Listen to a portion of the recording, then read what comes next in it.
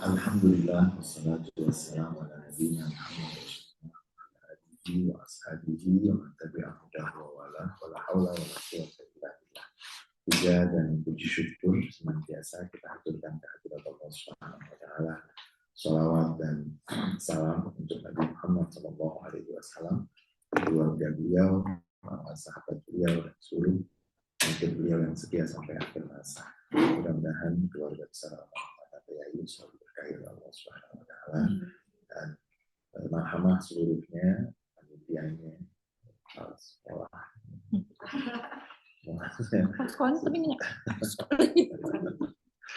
Semuanya, itu dia artinya kepala sekolahnya dan semuanya mudah-mudahan dalam keadaan keberkahan dan mudah-mudahan semua yang hadir, baik yang offline maupun online, semua juga berlimpah keberkahan dari Allah Subhanahu wa taala. Hari ini seperti yang tadi kepala sekolah sudah menetapkan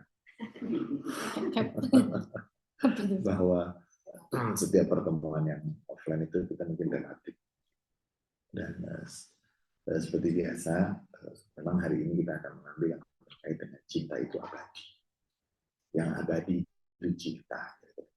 Jadi kita akan lihat bagaimana Allah Subhanahu wa taala yang memang Tuhan dominan sifatnya adalah cinta.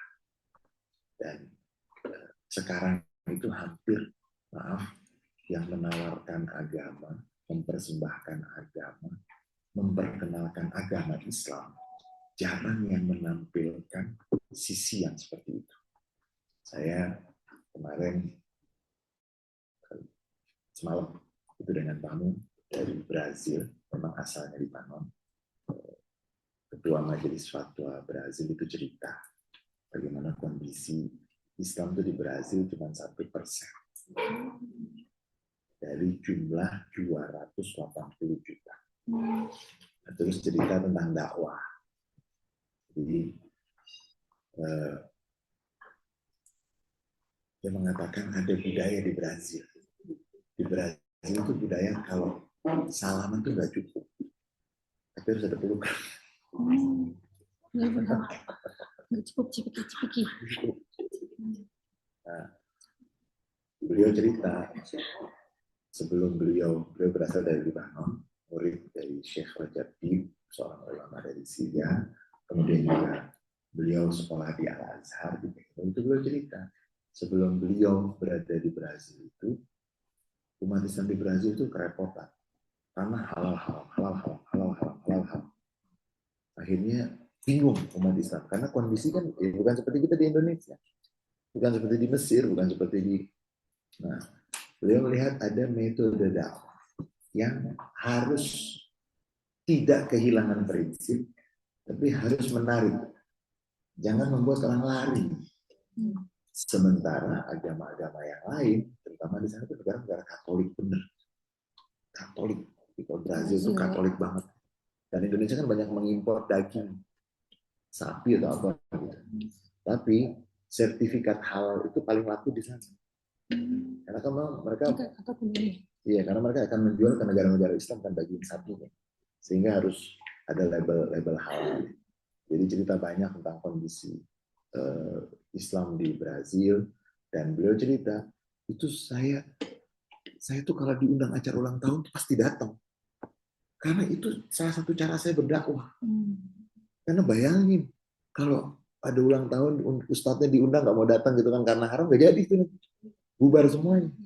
Jadi saya tuh memanfaatkan setiap ada undangan ulang tahun, malah saya datang.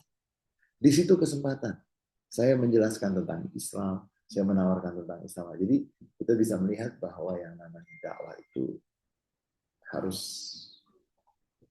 tidak kaku, tapi tidak kehilangan prinsip. Yang nggak boleh itu kan menghalalkan semua. Tapi kalau ada hal-hal yang, jadi ada hal-hal yang memang itu boleh-boleh saja. Atau paling tidak kalau ada pendapat ulama, ambil pendapat yang kira-kira tidak terlalu memberatkan mereka. Karena sekarang itu bersaing yang luar biasa. Dan ada banyak sekali dari kegiatan-kegiatan keagamaan yang beliau sampai mengatakan itu saya setiap hari Jumat, setiap Jumat itu ada yang masuk Islam. tiap Jumat dan hampir tiap hari. Makanya saya memanfaatkan, kata beliau, di acara terutama ulang tahun. Saya nggak tahu di sana mungkin kan dari satu wilayah ke wilayah lain di dunia ini kan ada momen-momen yang mungkin berbeda gitu kan. Kalau misalnya orang Indonesia tuh nggak mau nikah kalau bulan Muharram misalnya gitu kan. Suro itu nggak ada pernikahan tuh sepi itu katanya apa namanya. Misalnya gitu kan. Ada momen-momen yang bagi wilayah tertentu itu sangat sakral, sangat penting. Tapi dia jangan-jangan sih bang, apa ulang tahun tuh penting banget. Iya pokoknya mereka tuh ini banget perhatian. Jadi saya selalu datang. Dan yang saya lakukan itu saya datang ke rumah-rumah gitu, terus saya cerita sama mereka tentang Islam, saya terima pertanyaan, saya jawab dari pertanyaan-pertanyaan tersebut. Ya alhamdulillah, nah, artinya saya mendengarkan itu, ya Allah, kita mesti banyak bersyukur. Kita tinggal di negara yang mayoritas Islam, yang ya tidak berat untuk makan, tidak berat, bahkan sekarang kan banyak yang sedang mengupayakan turun berat badan gitu kan. Jadi setelah ini. Mengupayakan untuk ya. Hati Berarti kan guru soalnya, kata Ustaz. Hati jadi guru soalnya. artinya kan zaman zaman yang dulu orang susah makan, sekarang malah mau disuruh nahan makan. Jadi zaman itu sudah berubah. Saya dengar berita itu, terus saya tanya tentang Libanon karena beliau warga negara Libanon. Jadi Libanon kan boleh punya sekian warga negara. Gitu. Jadi boleh punya paspor Libanon, boleh punya paspor. Saya tanya di Libanon gimana? Libanon itu tahun 70-an tuh paling keren. Belum ada Dubai. Orang Dubai itu sampai Sheikh pemilik Dubai itu, si Raja Dubai itu pernah datang ke Libanon tahun berapa gitu kan. Kita ingin mengupayakan Dubai bisa seperti Libanon waktu itu. Nah sekarang mobilnya itu hidayah. Sekarang amburadul dan sudah pecah betul. Ada Hizbullah yang Syiah, nanti ada yang Salafi, nanti ada belum lagi Kristen sekte-sektenya. Sampai kita itu membahas bahwa Libanon tuh harus kembali lagi memiliki posisinya. Tapi dia mengatakan, wah ini agak ya berat karena di Libanon tuh nggak ada Kementerian Agama. Terus artinya apa? Majelis Tinggi Agama. Jadi di Libanon itu ada nanti mufti Syiah, mufti Sunni. Negaranya kecil. Pokoknya paling berkah Indonesia deh. Besar ya begitulah, ruwet-ruwet sedikit nggak apa-apa lah gitu kan, rame-rame paling di medsos aja gitu kan, tapi ya selebih-lebihnya itu. Jadi banyak cerita tentang kondisi umat Islam tuh. Saya tanya tentang Syria ini sekarang gimana. Libanon sama Syria tuh kayak Jakarta sama Bogor.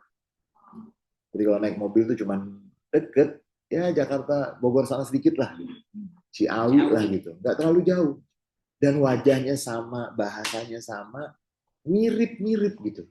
Tapi nggak tahu sekarang sedang terjadi kondisi yang belum bagus, dan di Syria itu ada kelompok namanya Drus yang kumisnya itu yang tentara Israel banyak dari mereka tuh Ismailiyah Syiah, tapi Ismailiyah yang sudah hampir punah, dan mereka sangat eksklusif, sangat eksklusif. Nikah tuh nggak boleh kalau bukan dengan sama kelompok mereka. Nah, dan banyak dari orang Drus itu yang menjadi warga negara Israel. Dan Israel ketika menyerang Damaskus, yang diserang itu Departemen Pertahanan Syria. Alasannya apa? Karena kelompok Drus yang ada di satu wilayah di Syria itu, yang keluarganya itu banyak sekali yang ada di Israel. Bahkan tentara-tentara Israel itu banyak dari Drus. Kalau pernah ngikutin Benjamin Netanyahu, pidato di Amerika, tepuk tangannya sampai 82 kali atau apa?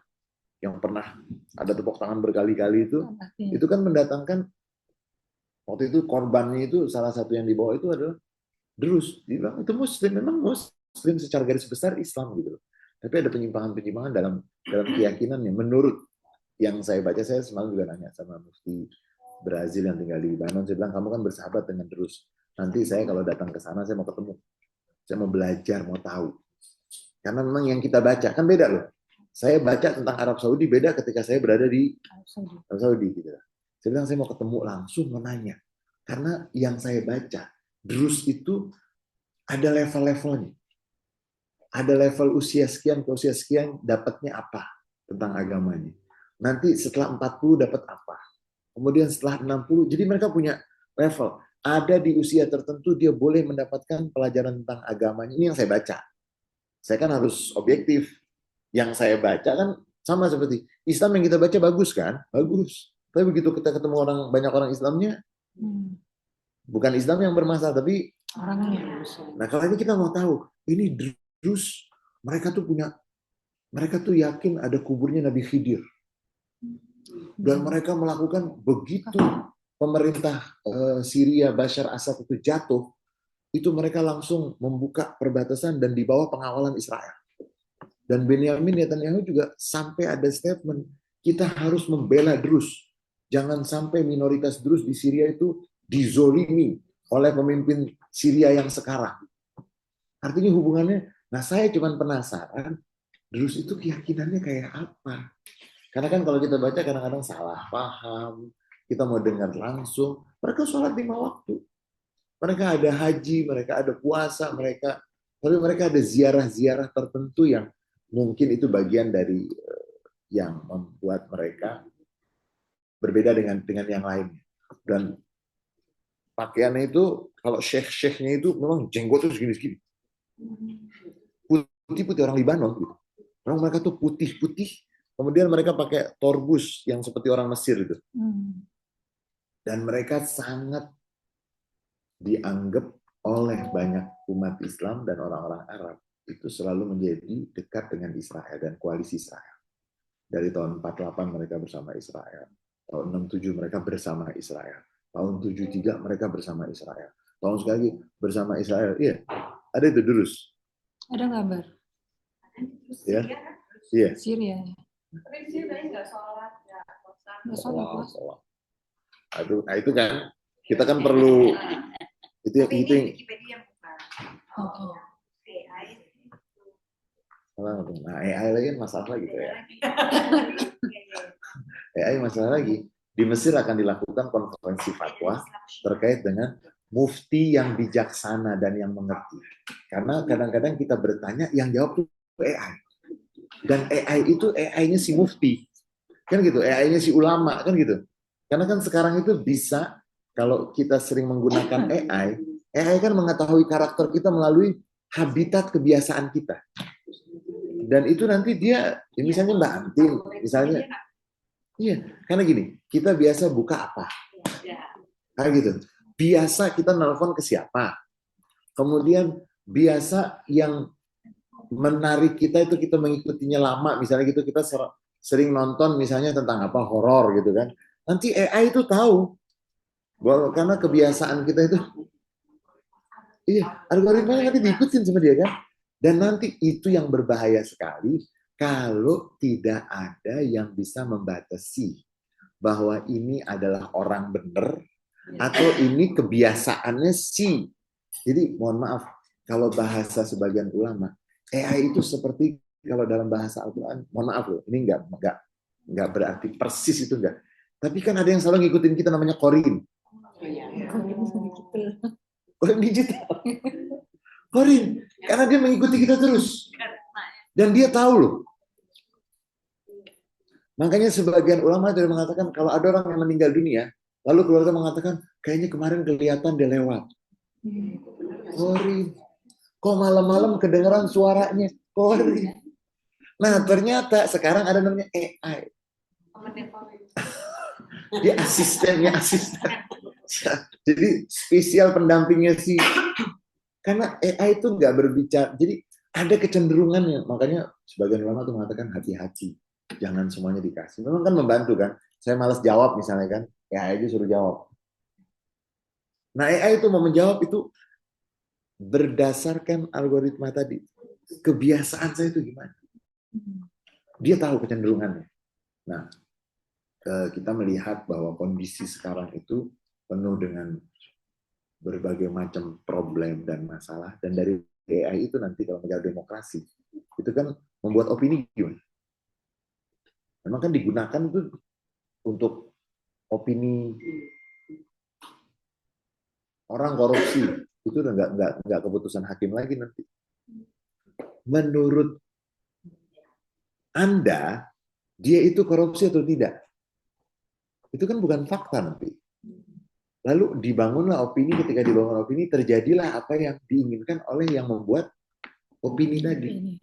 Nah kita nih hidup di zaman zaman yang agak sedikit ngeri-ngeri sedap gitu kan. Dan manusia akan kehilangan ciri-ciri yang identik dan karakter kemanusiaan. Karena sudah nggak pakai perasaan lagi, nggak pakai perasaan. Sama kayak robot pinter banget, tapi dia nggak punya perasaan. Dan agama itu datang untuk manusia mendapatkan karakternya itu benar-benar manusia. Karena AI tidak ditiupkan dari ruh. AI itu algoritma, AI itu hasil dari jeripaya teknologi. Tapi dia bukan ruh. Nah, manusia ini makhluk wa nafakhtu fihi min ruh. Aku yang meniupkan. Nah, kita sekarang sedang menghadapi bagaimana kemanusiaan itu tercabik-cabik. Semua pasti ngikutin lah kalau Gaza ini, kita mau mengupdate sedikit aja tentang Gaza itu. Orang yang kelaparan, saya nggak bisa ngebayangin orang meninggal tuh karena lapar. Pingsan ya. Iya. Saya sampai sekarang itu nggak ngerti gimana orang bisa meninggal karena lapar. Dan saya ingin mengajak pada kita semuanya, saya habis berbicara dengan beberapa perwakilan negara Islam, terus mereka senang Indonesia selalu terdepan di dalam menyuarakan hak-hak Palestina, tapi Duta Besar Palestina misalnya katakan, jangan lupa Masjidil Aqsa. Kamu tahu nggak apa yang sedang terjadi di Masjidil Aqsa? Itu jangan sampai mereka membuat masalah di Gaza. Semua tertarik konsentrasi ke sini, terus Aqsa hilang. Ini satu. Jadi Gaza semua. Masjidil Aqsa mana? Dan bahkan Israel sudah ada yang menyuarakan secara serius untuk mencaplok tepi barat. Karena konsentrasi sedang di mana? Itu satu. Yang kedua, Mesir dan Jordan yang terdepan. Jangan terlalu ditekan. Karena kalau Mesir dan Jordan jebol, akan terjadi, Israel kan membabi buta. Punya kekuatan yang didukung oleh kekuatan besar di dunia. Kalau Mesir dan Jordan itu jebol, mereka akan jadikan Mesir dan Jordan itu seperti Gaza. Kekuatannya nggak ada. Terus gimana? Yang pantas di demo besar-besaran itu kedutaan Amerika. Karena kamu teriak, kamu, remote-nya di sana. Jangan saudara kamu yang namanya Mesir, yang namanya Jordan, jebol, berantakan. Dua negara ini bukan negara kaya, bukan negara kuat. Bener, kita minta. Mesir sudah bilang, kami buka yang dari pihak kami, Rafah. Tapi kalau kamu mau maksa masuk, itu udah urusan. Ustaz ngomong gini karena ada demo ya kemarin ke Mesir dan Jordan. Iya. Nah, itu. Kita ingin mengingatkan, mohon maaf, emangnya Jordan kaya? Emangnya Mesir kaya? Kalau jebol, ini saya mau kasih gambaran begini. Kalau dibuka gitu kan, Israel kan membabi buta. Dia tinggal jatuhin bom terus. Hancur nggak Jordan dan Mesir? Gaza semakin enak nggak mereka ngambil? Jadi kita mengharap tetap kita minta semua jalur, mau Jordan, mau Mesir, buatkan berikan fasilitas dan akses. Tetapi kita harus sadar juga, jangan kamu nggak pernah neken Amerikanya. Kan gitu kan? Saya neken sini nggak pengaruh. Saya neken sini nanti. Yang pengaruh yang sana. Hebat nggak tuh mereka? Jadi Islam tuh mau hancur semua loh. Mau dibuat hancur semua, yang ini tenang nggak? Mestinya yang ditekan tuh ini. Yang ngasih senjata ke Israel siapa? Yang menjaga Israel dari kecaman internasional siapa? Itu siapa? Bukan Jordan, bukan Mesir. Jordan dan Mesir memang jalur. Tapi jangan sampai saya mau masuk membela Gaza, tapi saudara-saudara saya ini kacau dan saya pun belum tentu bisa selamat juga. Karena dia membabi buta dan dia punya dukungan yang sangat, sampai ada yang mengatakan sebetulnya yang perang itu bukan Israel. Amerika memakai Israel. Nah, kita sedih kalau Gaza belum tertolong, tiba-tiba nanti menjadi masalah di dua negara ini, Mesir dan Kapan sih Ustaz demonya di sini? Ke Mesir dan Jordan itu. Ada demo rupanya di Mesir dan Jordan, kedutaan. enggak, kalau Mesir dan kedutaan Mesir ya di demo. Uh-huh.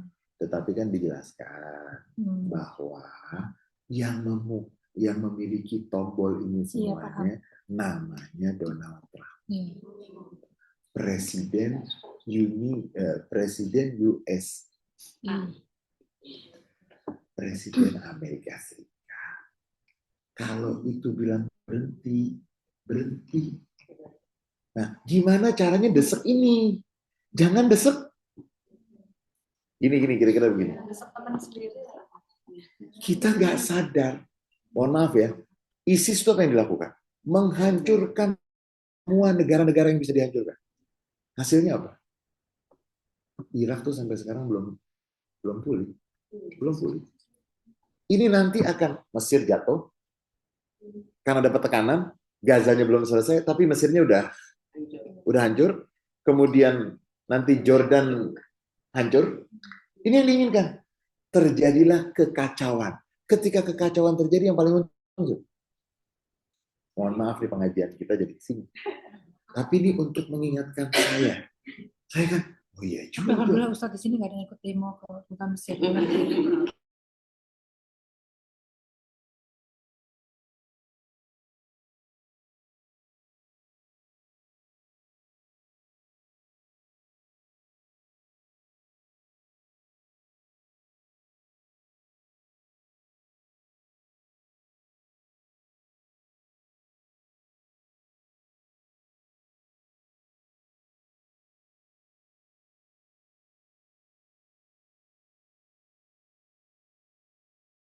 Dan dikasih ada surat di dalam Al-Quran, surat yang paling banyak tersebut di situ, surat yang paling banyak di dalamnya itu terulang kata rahmat.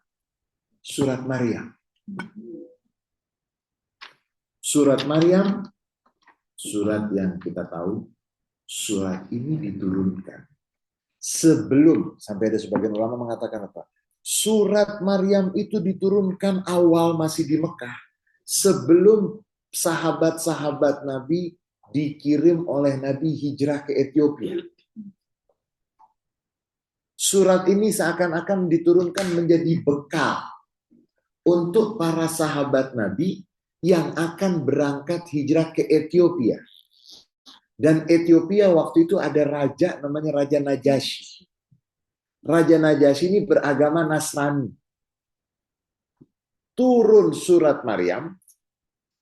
Setelah turun surat Maryam, baru para sahabat ditugaskan oleh Nabi, kurang lebih 80 sahabat, berangkat ke Ethiopia. Dan ketika bertemu dengan Raja Najasyi, dan Nabi sudah memberitahu, silahkan kamu semua pergi ke Ethiopia, bertemu dengan Raja Najasyi. Raja Najasyi itu kata Nabi dalam banyak pendetailannya, berita secara detailnya, Raja Najasyi adalah raja yang beragama Nasrani dan bijaksana. Dia akan menerima kamu semua di sana dengan baik. Dan Nabi waktu itu menugaskan Ja'far bin Abi Thalib. Itu sepupu Nabi. Ja'far bin Abi Thalib nanti yang meninggalnya di Jordan. Yang Nabi Muhammad mengatakan Ja'far bin Abi Thalib itu karena tangan kanan dan tangan kirinya putus. Nabi Muhammad di perang Mu'tah. Ja'far itu mendapatkan gelar At-Tayyar, yang terbang. Kenapa? Karena Nabi Muhammad di Madinah. Perang itu di Mu'tah. Nabi Muhammad mengatakan bahwa Ja'far yatiru bijanahai. Ja'far bin Abi Thalib ketika sudah meninggal, Nabi diberitahu oleh malaikat Jibril bahwa Ja'far gugur dan putus kedua tangannya, Allah gantikan dengan dua sayap. Ja'far terbang di alam barzakh. sehingga dijuluki At-Tayyar. Dan Ja'far ini yang ditugaskan oleh Nabi menjadi pimpinan delegasi atau rombongan bertemu dengan Raja Najasyi. Ustadz, kenapa yang Nabi kirim itu bukan Bilal? Kan sama-sama kulit. Hitam. Kok yang dikirim Ja'far. kira-kira kenapa? Kan Bilal kulit hitam. Ini juga kan Ethiopia nih. Kenapa nggak dikirim? Tapi yang dikirim Ja'far. Kenapa? Yang tahu jawabannya dapat. Umroh gratis nggak ada. Sepeda. Dapat visa furoda kalau ada. Jadi kalau bilang itu kan waktu itu statusnya budak. Tentu ketika Delegasi harus yang ini harus. Levelnya. nanti kan dibaca dong oleh protokol. Siapa tuh? Mantan budak kok nggak masuk. Tidak mereka. Siapa itu? Sepupunya Nabi. Suku Quraisy. Oke, masuk. Dan waktu itu nanti memang ketika rombongan dari umat Islam atau sahabat-sahabat Nabi berangkat, didahului oleh orang-orang kafir Quraisy yang bawa hadiah banyak untuk menghalangi jangan sampai diterima. Mereka datang terlebih dahulu, mereka ingin memprovokasi Raja Najasyi, jangan kamu terima, nanti gini. Mereka tuh yang meninggalkan agama leluhur, mereka yang ini, mereka itu. Tapi Raja Najasyi itu Nasraninya hampir mirip dengan biarawan dan biarawati. Kan kita di surat kan tentang biarawan dan biarawati, nggak ada itu cintanya dengan dunia tuh nggak ada. Sampai nggak mau nikah, sampai nggak mau berkeluarga, sampai Raja Najasyi ini memang bijaksana sekali. Mereka ingin memprovokasi dan menghalang-halangi untuk jangan sampai diterima rombongan dari umat Islam ini. Ternyata oleh Raja Najasyi malah diusir. Saya akan mendengarkan, saya akan menerima mereka. Dan akhirnya orang-orang kafir Quraisy ini yang menghalang-halangi, pulangnya mereka berantem karena naik perahu. Pulangnya mereka mabuk berantem. Jadi ruwet sendiri pulangnya. Jadi perginya dengan yakin, tenang aja, kita ini akan bisa. Bayangkan kalau yang dikirim oleh Nabi Bilal. Kan jelek dong. Dan Nabi bilang, pimpinan kamu Ja'far. Dan setelah turun surat Maryam. Sampai sebagian orang mengatakan, surat Maryam itu turun untuk seakan-akan untuk kepentingan. Bertemunya sahabat Nabi dengan Raja Najasyi yang beragama Nasrani. Nah, surat Maryam yang turunnya di Mekah, surat Maryam juga ketika turun, jadi ada sahabat Nabi namanya Abi Maryam.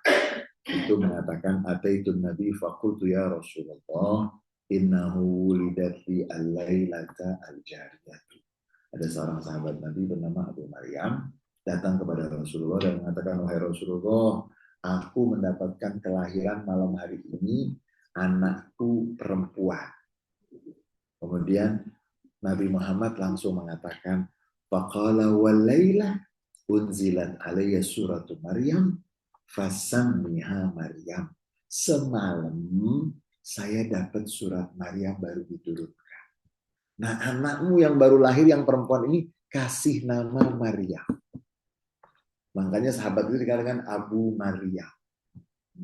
Karena apa? Karena menyampaikan kepada Nabi, wahai Rasulullah, semalam saya dapat anak perempuan.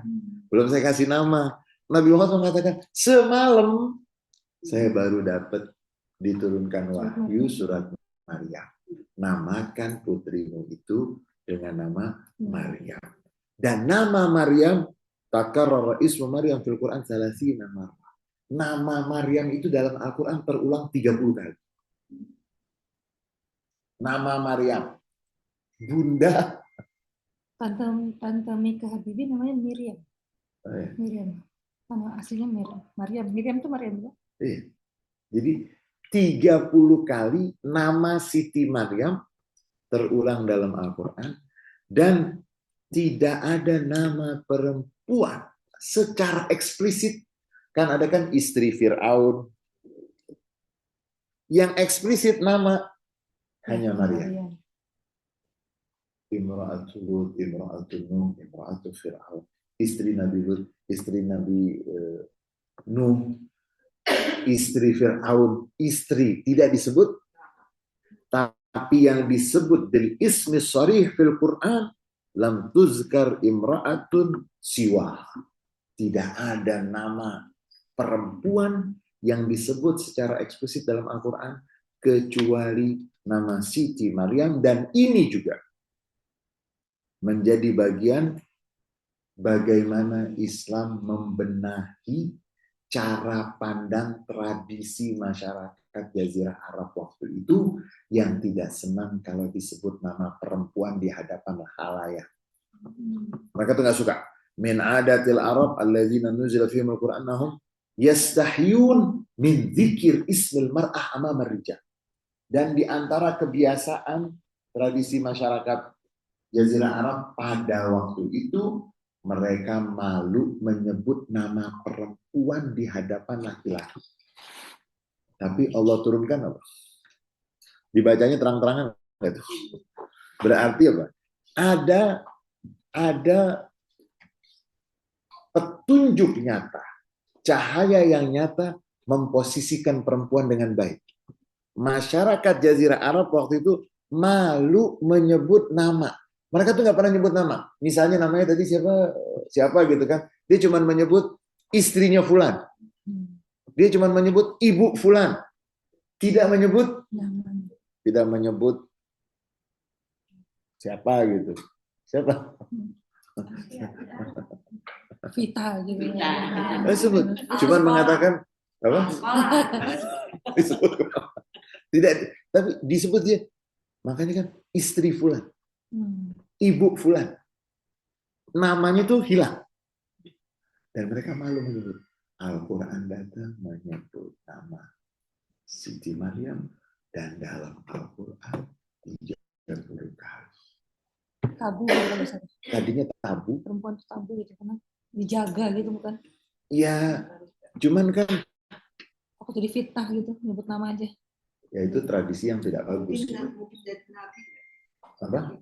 Mungkin ada nabi wanita. Nanti ada sebagian kecil ulama mengatakan ada. Tidak, Said Ahmad bin Siddiq Al-Umari itu mengatakan bahwa ada yang mengatakan bisa, tetapi begini. Mana yang lebih hebat, menjadi nabi atau melahirkan nabi?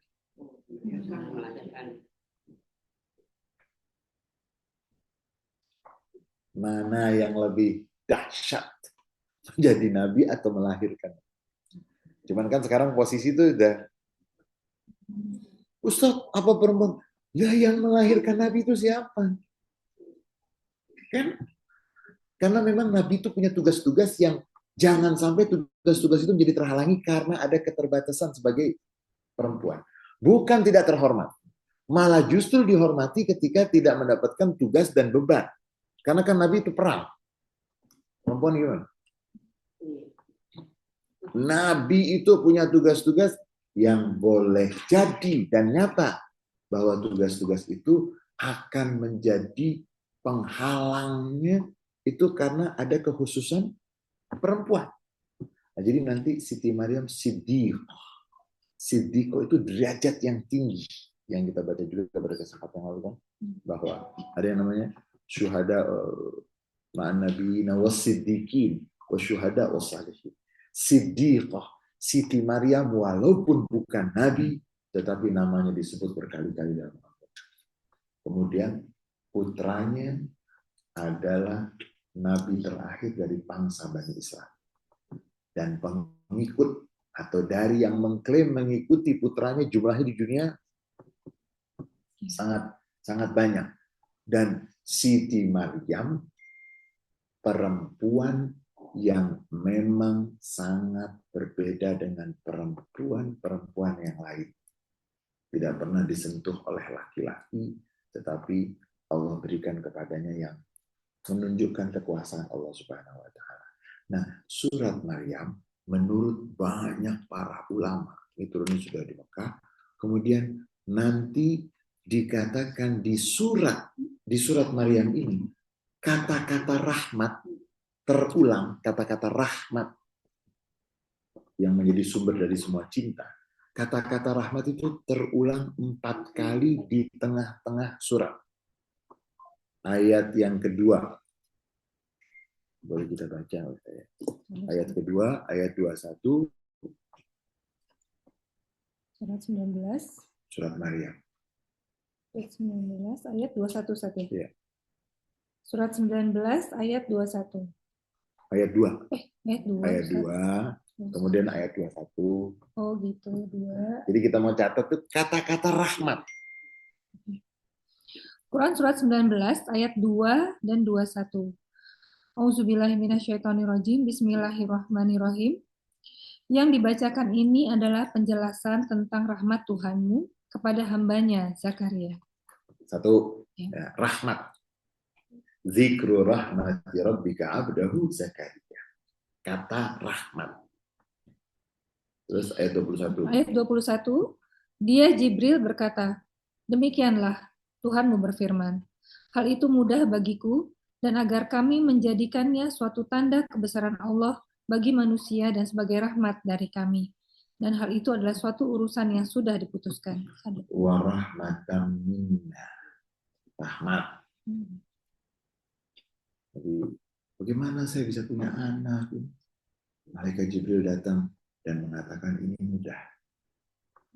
Dan ini semuanya rahmat dari Allah. Kemudian ayat 50. Ayat 50. Dan kami anugerahkan kepada mereka sebagian dari rahmat kami. Dan kami jadikan mereka buah tutur yang baik dan mulia. Wahabna lahum min rahmatina wa ja'alna lahum lisana sidqin aliyya. Rahmir rahmatina. Kami karuniakan kepada para nabi-nabi tersebut, kepada Siti Maryam, kepada Nabi Zakaria, Nabi Yahya, Nabi Isa, kami karuniakan sebagian dari rahmat kami. Kata-kata rahmat lagi. Kemudian ayat 53.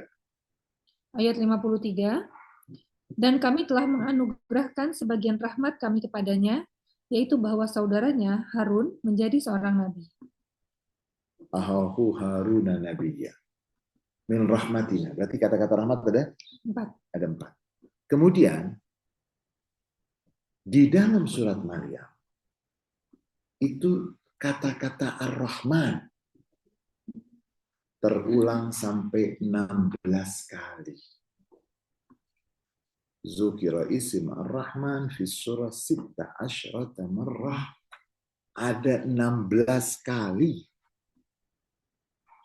kata-kata Ar-Rahman.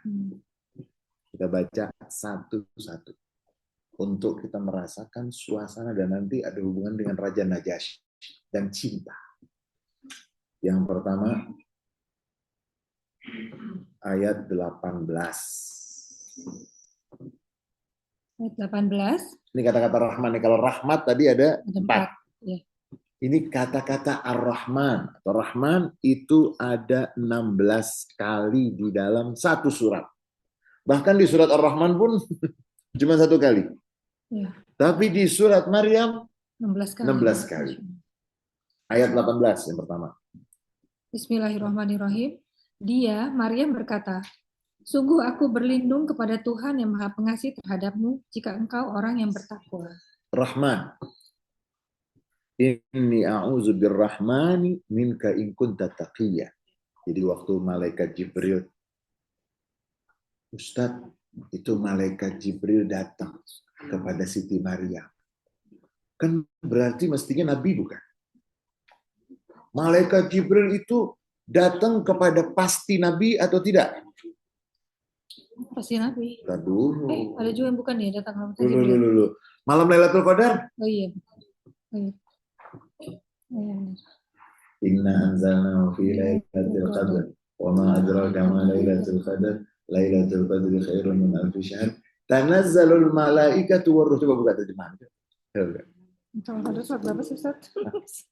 Surat berapa yo? Ada surat 97.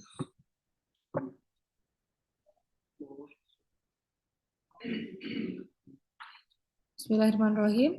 Sesungguhnya kami telah menurunkan Al-Quran pada malam Qadar. Dan tahukah kamu apakah malam kemuliaan itu? Malam kemuliaan itu lebih baik daripada 1000 bulan.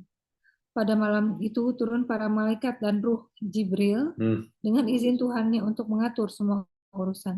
Begini, kita hebat nggak? Umat Nabi Muhammad hebat. Malaikat Jibril udah turun nih. Malaikat Jibril pun turun. Ustadz, tapi kan malaikat Jibril itu tugas utamanya. Mengkoordinir para malaikat. Satu, menyampaikan wahyu kepada nabi-nabi. Kemudian turun juga di malam Lailatul Qadar untuk umat Nabi Muhammad. Ini yang dikatakan umat Nabi Muhammad umat paling Istimewa. Kenapa paling istimewa? Ada yang mengatakan apa ya? Karena udah lemah. Kayak anak yang paling kecil gimana? Dapat apa anak yang paling kecil? Dapat semuanya. Kalau yang orang punya anak gitu kan, saya suka ketemu sama banyak orang itu kan. Ini Ustaz, anak saya yang pertama saya kesian, masa saya sulit. Anak yang kedua lumayan gitu. Yang terakhir ini dia udah paling senang gitu. Karena kita udah lebih mapan, kita udah lebih macam-macam dan seterusnya. Umat Nabi Muhammad adalah umat yang mendapatkan keistimewaan dibanding umat-umat yang lain. Jadi kalau umat-umat yang lain, nabinya sudah meninggal dunia, malaikat Jibril nggak datang lagi. Karena wahyu sudah tutup, kemudian mereka juga tidak mendapatkan keistimewaan malaikat Jibril. Kalau kita setiap Ramadan ada kesempatan. Jadi kalau Siti Maryam menerima kedatangan malaikat Jibril, kita juga bisa, Ustaz, tapi saya nggak pernah dengar Ustaz orang ketemu malaikat Jibril. Ya, kita hidup di zaman yang materi itu sudah menjadi hijab. Jadi menghalang. Saya dengar dari beberapa ulama-ulama tertentu. Dan mereka nggak mau. Nggak mungkin orang ketemu malaikat Jibril pasang status, nggak mungkin. Belum ada. Malaikat Jibril suruh miring sedikit. Kurang. Karena yang dapat itu, yang mendapatkan itu, dia akan sangat tawadhu. Dan dia nggak mungkin mengklaim. Dan memang tugas orang yang mendapatkan kesempatan tanazzalul malaikatu waruhu fiha, itu tugasnya bukan untuk mempublikasi. Karena nggak ada kewajiban pertanggungjawaban di hadapan publik, itu nggak ada. Itu adalah pengalaman rohani. Itu ada seorang tokoh namanya Ibnu Arabi. Itu kalau baca tentang Ibnu Arabi, pokoknya orang yang kalau baru belajar Islam itu pasti mengkafirkan Ibnu Arabi. Karena Ibnu Arabi itu tokoh yang udah kelasnya udah kelas ini ya, kayak orang tuh kalau sudah kelas dalam olahraga itu sepeda misalnya sepeda itu kalau sudah kelas tertentu atau level tertentu nggak usah pusing suruh pegang stang, nggak usah. Tapi kalau yang masih baru jangan. Jaga keseimbangan, kalau masih baru jaga keseimbangan. Tapi kalau yang sudah ahli itu sambil ngobrol itu sampai dan dia sudah bisa menjaga keseimbangan. Nah, Ibnu Arabi itu ada satu tokoh dalam dunia Islam dan itu di Spanyol. Meninggalnya itu nanti di Damaskus. Ibnu Arabi itu beliau kalau ngomong itu saya nggak tahu nih ide saya datang dari mana, pokoknya dari Tuhan, nanti ngalir aja terus. Nggak mikir-mikir lagi, dapat. Jadi kalau yang ngerti ini dari mana nih? Kok Ibnu Arabi? Nanti beliau tuh mengatakan tuh saya mendapatkan sendiri kok. Ada yang saya dapat nggak pakai belajar. Nah, malaikat Jibril alaihi salam waktu dengan Siti Maryam itu tampil dengan nyata, kelihatan. Makanya kan dialog di sini. Kamu siapa? Aku minta perlindungan kepada Tuhan yang Maha Pengasih. Rahman. Jadi nggak mungkin ada cinta tanpa rahmat. Jadi ini Rahman satu. Kemudian di ayat 26. Ayat 26. Ayat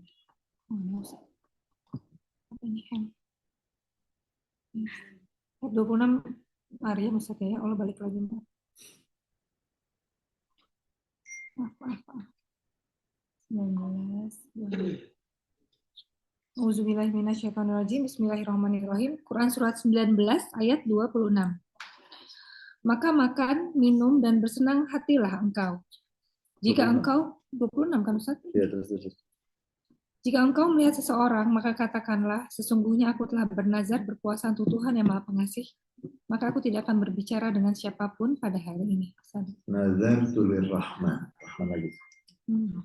Ya. Ayat 26, Siti Maryam diberitahu oleh malaikat Jibril. Kalau kamu nanti bertemu masyarakat yang mempertanyakan kenapa kamu punya anak, padahal kamu nggak pernah keluar dari mihrabmu. Kita udah pernah ke depan mihrabnya Siti Maryam yang pernah ikut ke Masjidil Aqsa. Itu kita sudah rindu sekali dengan Masjidil Aqsa. Mudah-mudahan karena negara-negara Eropa tuh nanti ada kegiatan apa gitu, mereka negara-negara Eropa itu hampir lebih dari 60% negara Eropa tuh akan mengakui kemerdekaan Palestina. Nah, kita doakan mudah-mudahan berbarengan dengan Gaza bisa selesai dengan baik, kemudian Palestina sudah merdeka. Jadi kita kunjungan ke Masjidil Aqsa itu sudah nggak nunggu apa, bisa sehari berdiri.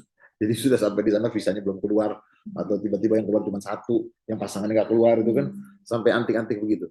Nah, surat Maryam ini kalimat atau kata Rahman itu kan terulang 16 kali. Nah, yang kedua ini Siti Maryam diberitahu, kalau kamu nanti bertemu dengan masyarakatmu, karena kita kan di Masjidil apa di Baitul Maqdis di Quds itu kan kita sampai mengunjungi tempat kelahiran Siti Maryam. Yang di luar kompleks. Jadi kompleks Masjidil Aqsa itu ada mihrab di situ, mihrab yang diyakini mihrabnya Siti Maryam. Tapi kalau yang di luarnya kita agak jalan sedikit, itu ada diyakini disitulah tempat dilahirkannya Siti Maryam. Jadi masyarakat itu kan kenal dengan Siti Maryam. Dipesan oleh malaikat Jibril, kalau kamu bertemu dengan masyarakat yang mempertanyakanmu tentang kenapa kamu seperti itu, kamu jawab, saya nazar kepada Allah yang Maha Pengasih. Berarti diulang terus nggak tuh? Rahman, Rahman, yang Maha Pengasih, saya sudah nazar, sudah sumpah, sudah janji. Nazar itu artinya kan janji untuk berpuasa, dan saya puasa itu tidak ngomong. Untung puasa kita itu nggak makan dan nggak minum. Nggak ngomong, aduh. Emang nggak ngomong itu. Ternyata nggak ngomong itu lebih susah daripada nggak makan nggak minum. Oke lah sampai maghrib nggak ada masalah. Tapi kalau ngomong, Siti Maryam diarahkan oleh malaikat Jibril, kalau kamu ditanya macam-macam sama, quli inni nazartu lirrahmani shauma falan ukallimal yauma insiya. Katakan kepada mereka, aku sudah nazar, sudah janji berpuasa kepada Allah, dan bentuk puasanya nggak ngomong. Yang menjadi poin kita kata-kata Rahman. Kemudian yang ketiga, ayat 44. Ayat 44. Wahai ayahku, janganlah engkau menyembah setan. Sungguh setan itu durhaka kepada Tuhan yang Maha Pengasih. Ini Nabi Ibrahim alaihissalam. Nabi Ibrahim berdialog dengan, nanti dikatakan, bisa bapak kandung, bisa juga, mohon maaf, misalnya Mbak Pita memanggil ayahnya ayah. Anaknya Mbak Pita bisa jadi manggilnya ayah. Atau bisa jadi keponakan-keponakan manggilnya ayah. Oh gitu. Padahal kan bukan anaknya. Yang anaknya hanya Mbak Vita, hanya gitu. Iya. Tapi keponakan manggilnya apa? Ayah. Apa? Hah? Emang keponakan? Mengambil posisi. Jadi kata-kata ayah itu bukan berarti anak kandung. Apalagi nanti terjadi perdebatan tentang mungkin nggak seorang nabi bapak kandungnya itu kafir. Nanti ada pembahasan lagi, apakah mungkin seorang nabi terlahir dari tulang sulbi seorang yang kafir. Nah, nanti ada, boleh dibuka di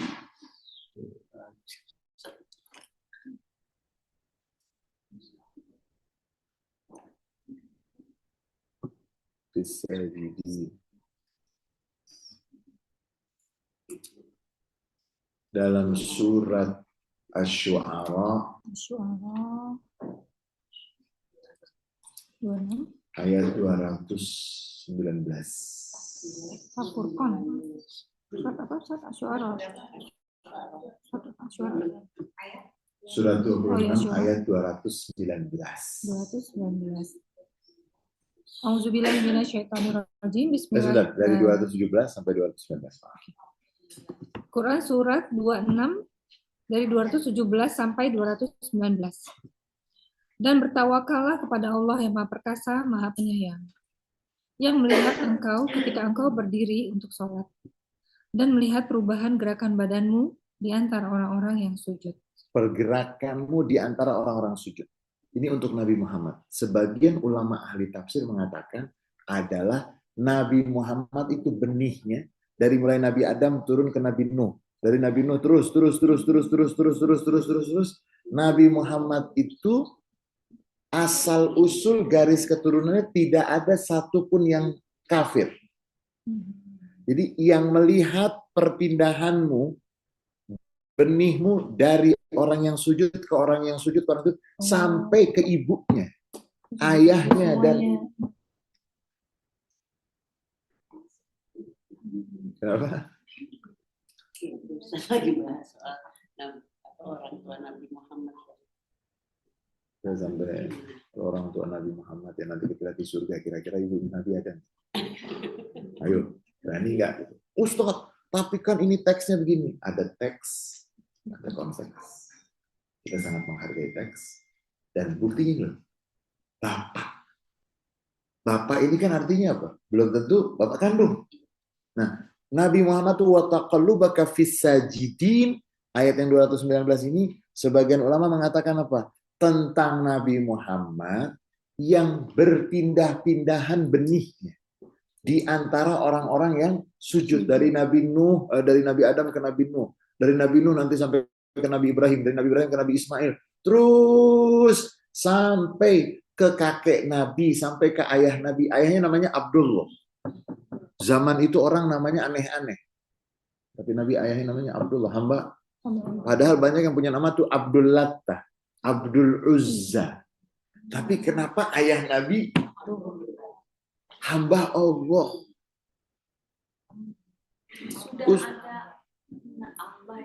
Sudah ada. Cuman kan nanti permasalahan itu mereka menganggap Allah itu ada pendampingnya.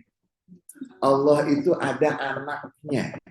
Karena Nasrani bilang anak Tuhan itu jenis kelaminnya maskulin, kemudian nanti masyarakat Jazirah Arab atau wilayah tersebut sebagian meyakini anak Tuhan itu feminim. Menurut mereka tuh malaikat tuh feminim. Menurut mereka itu iya, feminim.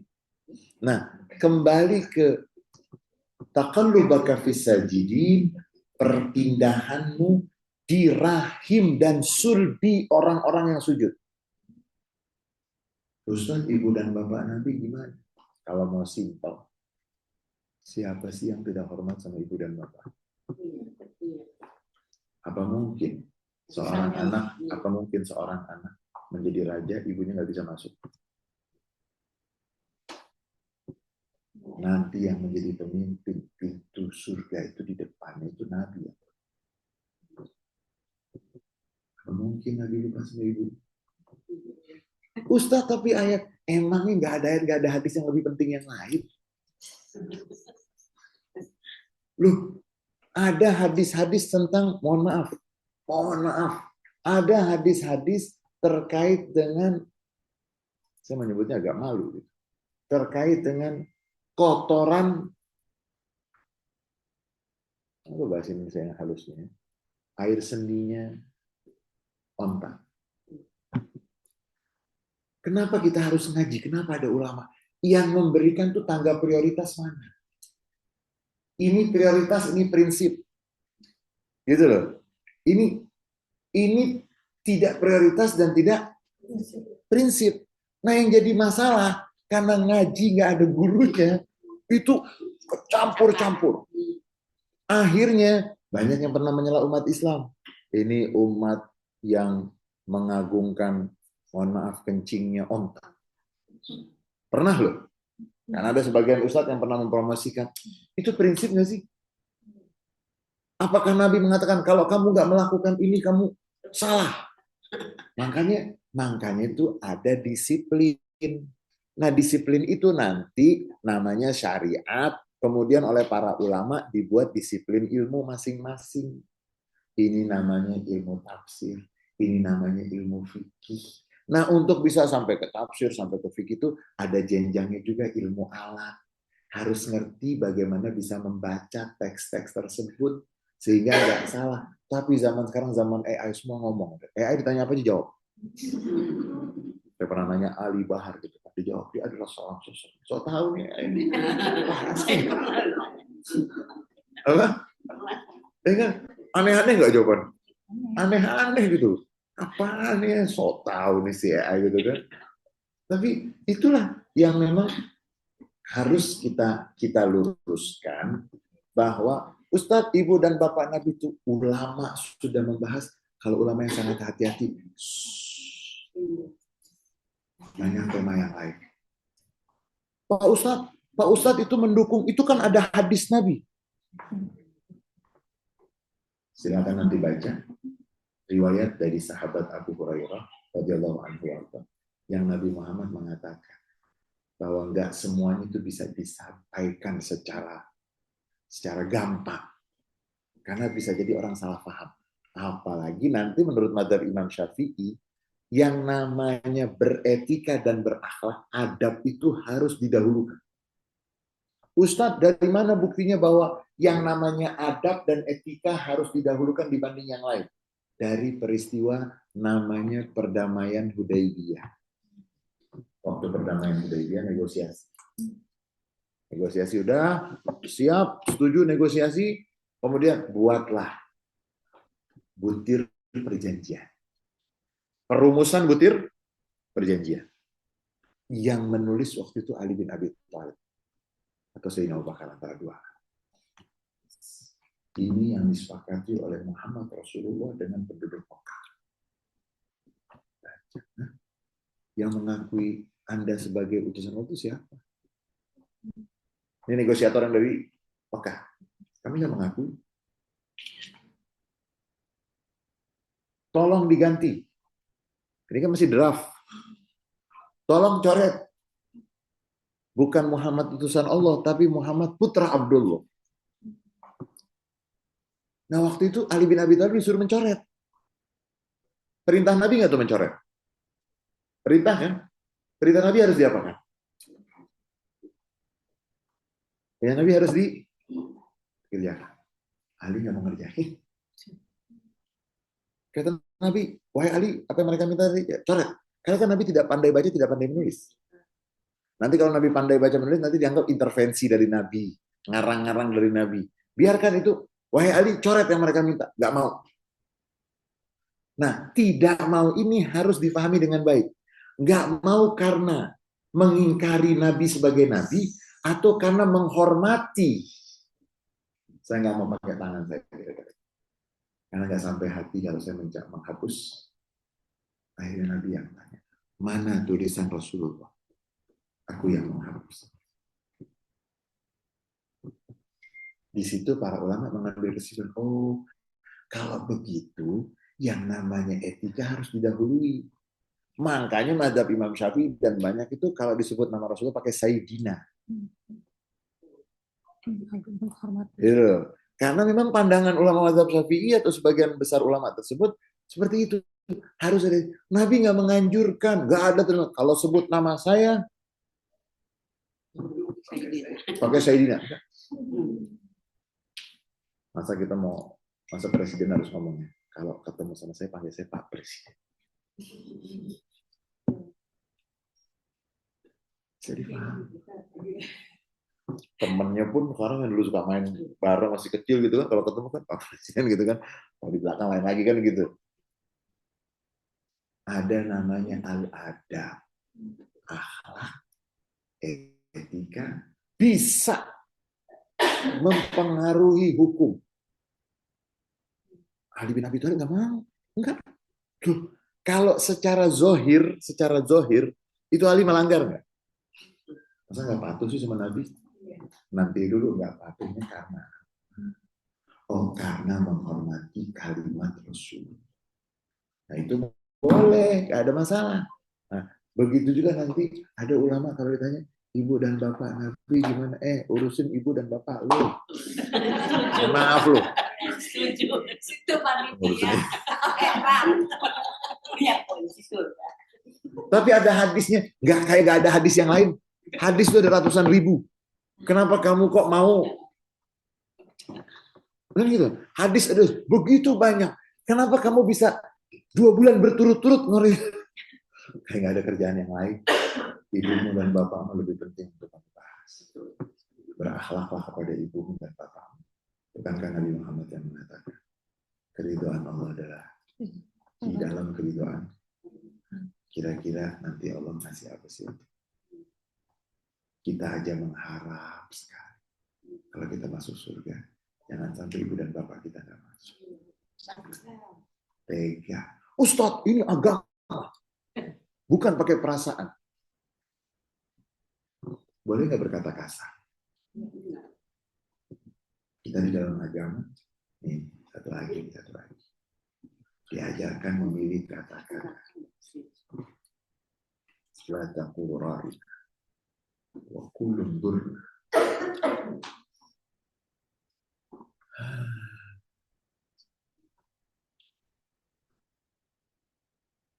Surat Al-Baqarah ayat 104. Surat 2 ayat 104. Auzubillahi minasyaitonirrajim. Bismillahirrahmanirrahim. Wahai orang-orang yang beriman, janganlah kamu katakan ra'ina, tetapi katakanlah unzurna, dan dengarkanlah. Dan orang-orang kafir akan mendapat azab yang pedih. Itu dijelaskan nggak? Enggak. Kan bahaya kalau baca terjemahan aja. Iya, seperti ini Ustaz. Paham nggak sih apaan? Hei orang-orang yang beriman, jangan kamu mengatakan ra'ina. Ra'ina dalam bahasa Arab itu artinya perhatikan kami. Dalam bahasa Arab, ra'ina artinya perhatikan kami. Karena memang terkait dengan para sahabat Nabi yang datang di pengajian, misalnya bahasa kita lah, gambaran kita tuh datang di pengajian agak terlambat. Kemudian menurut mereka Rasulullah agak terlalu cepat. Wahai Rasulullah, perhatikan kami yang di belakang gitu ya. Nah, menggunakan diksi ra'ina. Sudah dapat? Tepat, Ustaz. Nah. Ra'ina artinya perhatikanlah kami. Terus? Tetapi orang Yahudi bersungut mengucapkannya. Ulang. Orang Yahudi jangan cepet-cepet. Tetapi orang Ra'ina. Yahudi bersungut mengucapkannya. Berapa? Bersungut.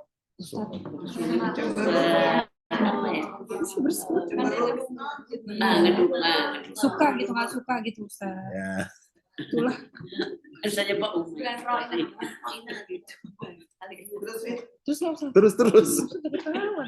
Iya, Sehingga yang mereka maksud ialah ru'unah. Terus? Yang artinya bodoh sekali. Jadi bahasa orang Yahudi di Madinah, kalau mau bilang orang itu bodoh banget, orang goblok banget, itu ru'unah atau ra'ina. Itu bahasa Yahudi. Tapi dalam bahasa Arab, diksi yang sama artinya itu bagus. Perhatikan kami. Positif. Tidak buruk. Nah, orang Yahudi senang kalau ada orang Islam meminta Nabi Muhammad memperhatikan mereka menggunakan diksi yang menurut mereka artinya ru'unah. Mereka kalau sahabat yang datang terlambat gitu kan, ya Rasulullah, ra'ina. Mereka ketawa. Mereka manggil nabinya itu goblok gitu loh. Padahal itu kan bahasa sama seperti misalnya gini, Jawa Timur apa? Assalamualaikum itu. Itu nanti ada assalamualaikum, ada assalamualaikum. Lain lagi nanti. Jadi, nah ini kita ingin bagaimana memilih diksi.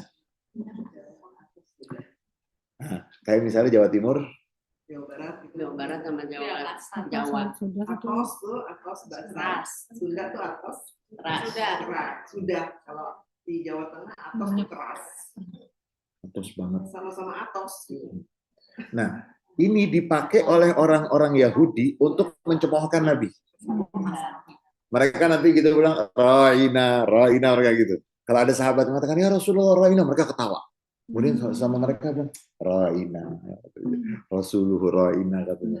Nabinya itu bodoh. Diminta umat Islam memilih diksi. Ini namanya kita diajarkan beretika. Dan jangan sampai kata-kata yang memang menurut kita maknanya nggak ada masalah. Tapi kalau itu bisa berpotensi menjadi bahan cemoohan, kemudian menghina, maka diminta jangan pakai diksi itu. Ada sinonimnya. Qulu unzurna. Jangan pakai ro'ina tapi pakai unzurna. Kenapa? Ro'ina itu sama mereka dimanfaatkan untuk dari sini kita sebagai ulama-ulama atau kita melihat para ulama-ulama kontemporer sangat hati-hati memilih diksi. Oh, kata-kata kafir udah nggak bagus, makanya dipilih non-muslim. Non-muslim. Bukan berarti tetangga gue kafir gitu kan. Itu gimana coba? Pemarah banget yang dibilang kafir. Bagi mereka tuh berkonotasi negatif gitu loh. Nah, selagi bukan berarti mereka juga kan aneh juga. Mereka juga sebetulnya diminta oleh kelompok-kelompok tertentu itu merubah, jangan mengatakan anak domba sesat dan semuanya. Nah, kita di dalam Islam diajarkan beretika dengan istimewa. Dan orang yang beretika itu berarti orang yang punya cinta. Orang yang beretika, orang yang punya cinta. Tapi orang yang beretika, orang yang punya cinta, nggak punya rahmat. Makanya kita diajarkan untuk Nabi Muhammad tuh kalau memilih kata tuh, sampai para sahabat tuh mengatakan, kami kalau mendengarkan Nabi berbicara, itu seakan-akan yang keluar tuh untayan mutiara. Kata-kata yang sangat bagus. Jadi hati-hati pemilihan diksi, jangan sampai tujuannya itu positif, malah jadi negatif. Nah, kita mau kembali lagi ke surat Maryam. Tadi sudah 3. Sekarang yang keempat. Surat Maryam ayat 45. 19 ayat 45. Wahai ayahku, aku sungguh khawatir engkau akan ditimpa azab dari Tuhan yang Maha Pengasih, sehingga engkau menjadi teman bagi setan. Rahman lagi nggak? Ya. Ayat 45 ini masih terkait dengan Nabi Ibrahim yang tadi kita sebutkan ayah atau bapak.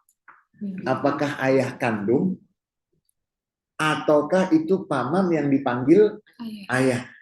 Ataupun orang yang memeliharanya sangat dekatnya sehingga dipanggil yang posisinya posisi ayah, terhormatnya atau fungsinya.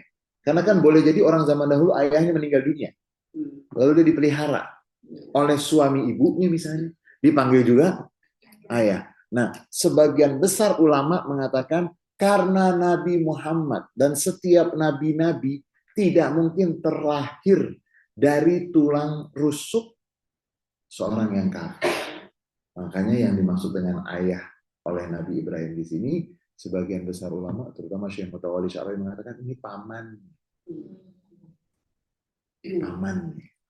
Karena paman itu orang tidak lahir dari pamannya, tapi dipanggilnya adalah ayah. Ayah, aku takut kalau ayah nggak ikut dengan apa yang aku dapat dari Allah, ayah akan disentuh azab dari Allah yang Maha Pengasih. Rahman lagi. Yang kelima ayat 58. Ayat 58. Mereka itulah orang yang telah diberi nikmat oleh Allah, yaitu dari golongan para nabi dari keturunan Adam, dan dari orang yang kami bawa dalam kapal bersama Nuh, dan dari keturunan Ibrahim dan Israel Yakub, dan dari orang yang telah kami beri petunjuk dan telah kami pilih. Apabila dibacakan ayat-ayat Allah yang Maha Pengasih kepada mereka, maka mereka tunduk sujud dan menangis. Ayatul Rahman. Rahman lagi. Jadi pengulangan kata Rahman itu, nah ini terkait dengan hamba-hamba pilihan Allah yang mereka apabila dibacakan kepada mereka ayat-ayat Tuhan yang Maha Pengasih, mereka tersungkur, sujud, dan menangis. Nanti para ulama mengatakan agama itu gak cukup dengan rasio, tapi harus ada rasa. Ada rasio, ada rasa. Ustadz gimana? Salah satu tanda Anda punya rasa itu Anda bisa nangis. Kita nggak mungkin bisa nangis dengan anak tetangga bermasalah, nggak? Kecuali ada apa-apa dengan anak tangga. Susah banget. Tapi kalau anak kandung, nggak ada masalah aja nangis. Apalagi. Jadi agama sampai Nabi Muhammad mengatakan tentang cinta nih langsung. Nabi Muhammad pernah bertanya kepada Umar bin Khattab, "Hei Umar bin Khattab, apakah engkau mencintaiku?" Sayyidina Umar mengatakan, "Aku mencintaimu, tapi aku masih lebih mencintai diriku, keluargaku, dan hartaku." Nggak bisa kan? Nggak cukup. Ya sudah, kalau begitu aku mencintaimu, hai Rasulullah, melebihi cintaku kepada hartaku. Tapi aku masih lebih cinta kepada keluargaku dan kepada diri. Nggak bisa. Ya sudah, kalau begitu aku mencintai engkau, wahai Rasulullah, melebihi cintaku kepada hartaku, kepada keluarga. Tapi aku masih mencintai diriku sendiri. Ini bedanya Sayyidina Umar sama kita. Sayyidina Umar tuh apa adanya. Kalau kita banyak kan ngada-ngada. Ini ada ini ngada-ngada gitu. Ngada-ngada akhirnya ngadi-ngadi gitu. Rasul mengatakan nggak cukup. Sampai ya sudah lah Rasulullah. Aku mencintaimu melebihi cintaku kepada diriku, kepada keluarga, kepada harta. Rasulullah mengatakan sekarang baru tepat lahir. Agama itu ada rasio, ada rasa. Gak boleh beragama tanpa rasa. Beragama tanpa rasa itu gimana? Nggak berperasaan dia. Makanya nanti ada ulama yang mengatakan bahwa ada namanya sisi kemanusiaan yang memang itu menjadi bagian yang mempertemukan antara sesama manusia. Nggak mau disakiti, jangan menyakiti, kan gitu. Dan kita akan temukan banyak dalam Al-Quran tanda orang yang agama itu menyentuh rasa dan dia itu beragama dengan rasa. Itu tentang ayat-ayatnya kan ayat sajadah. Iya. Ketika ayat-ayat sajadah itu banyak sekali terkait dengan orang-orang yang ketika beribadah kepada Allah tuh bukan hanya dengan rasio saja. Banyak orang kan ditanya, syarat-syarat sahnya sholat berapa? Nggak hafal. Rukun-rukun sholat berapa? Nggak hafal. Tapi kalau sholat dia nangis. Ada orang hatam. Rukun-rukun sholat sekian. Syarat sah sholat sekian. Hatam, hafal. Tapi sholatnya nggak pernah nangis. Agama itu mengingatkan kepada kita bahwa agama itu tidak cukup dengan ilmu saja, rasio saja, tapi harus ada rasa. Makanya Nabi Muhammad bilang, bacalah Al-Quran kamu menangis. Jika kamu nggak bisa menangis, upayakan kamu nangis. Supaya ada apa? Menandakan apa? Rasa. Nah banyak yang beragama halal haram. Kita kan mungkin sudah sering mendengar itu hadis Nabi yang mengatakan ada orang yang bersedekah. Pokoknya besok saya mau bersedekah. Besok yang dia ketemu itu ternyata penjahat, maling. Mereka bilang, ngapain dia bersedekah kepada pencuri, maling. Pokoknya besok saya mau sedekah. Besoknya sedekah, ternyata pelacur. Heboh. Ngapain ngasih sedekah kepada wanita nakal? Mohon maaf. Alhamdulillah. Kemudian yang ketiga dia, besok saya tetap mau sedekah. Sedekah kepada orang kaya. Ngapain sedekah sama orang kaya?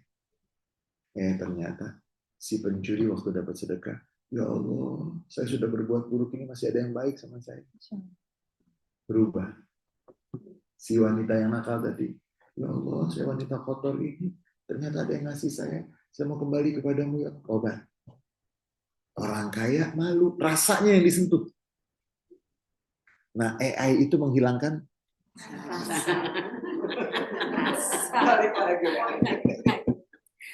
dan itu manusia akan kehilangan rasa, dan kalau sudah kehilangan rasa nggak akan punya cinta. Kalau nggak punya cinta, jangan harap dunia bisa damai.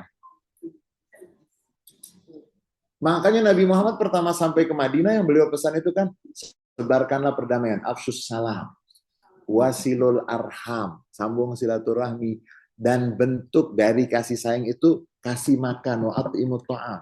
Kemudian untuk melunakkan rasa, sholat malam.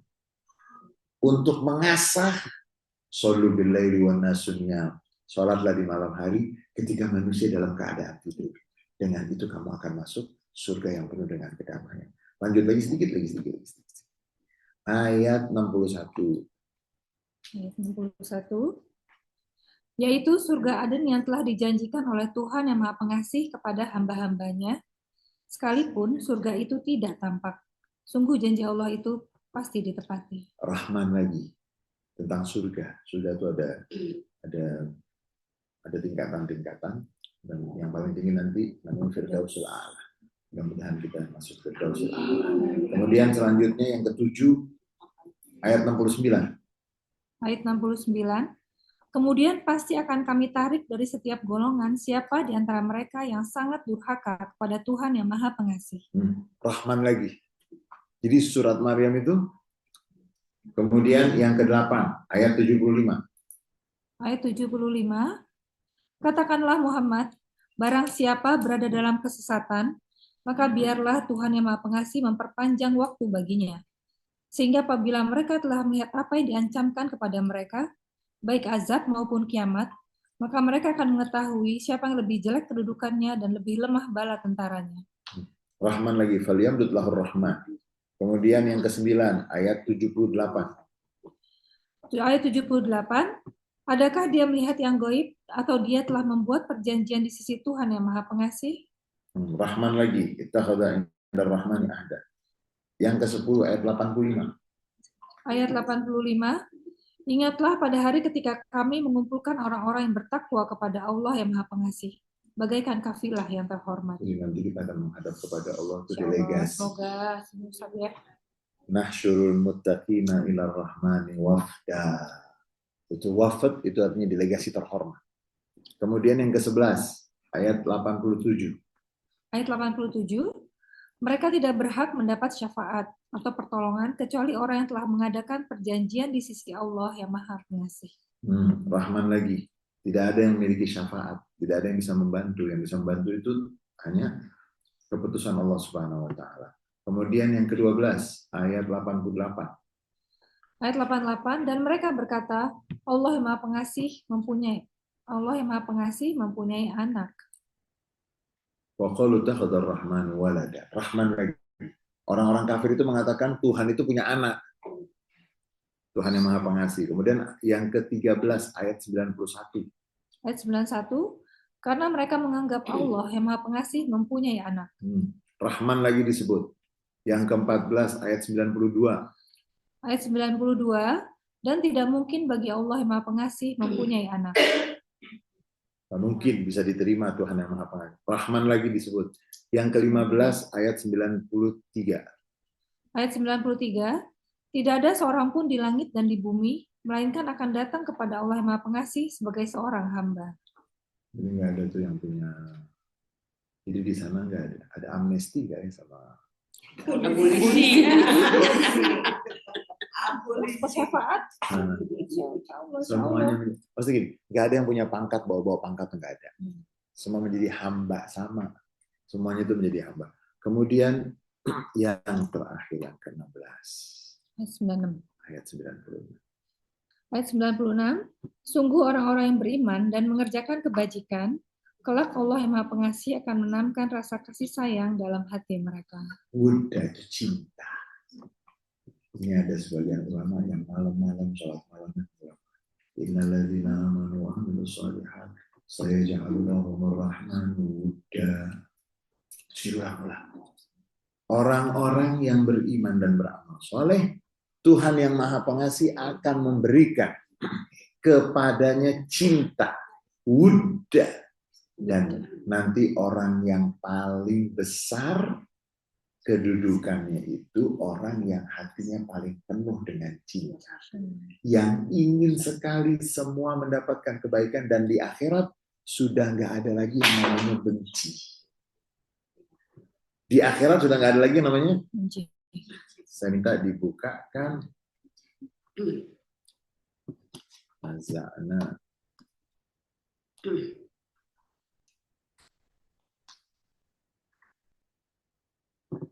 Orang perang itu nggak punya kasih sayang. Apa? Orang perang. Kita melihat bahwa produsen senjata pemusnah massal itu tidak ada yang muslim. Alhamdulillah. Walaupun secara teknologi kan rugi sebetulnya. Tapi kan nggak ada. Yang punya nuklir itu negara-negara. Iran pun kan nuklir katanya bukan senjata sebetulnya. Tapi untuk kepentingan teknologi. Karena katanya listrik kalau dengan nuklir itu lebih murah.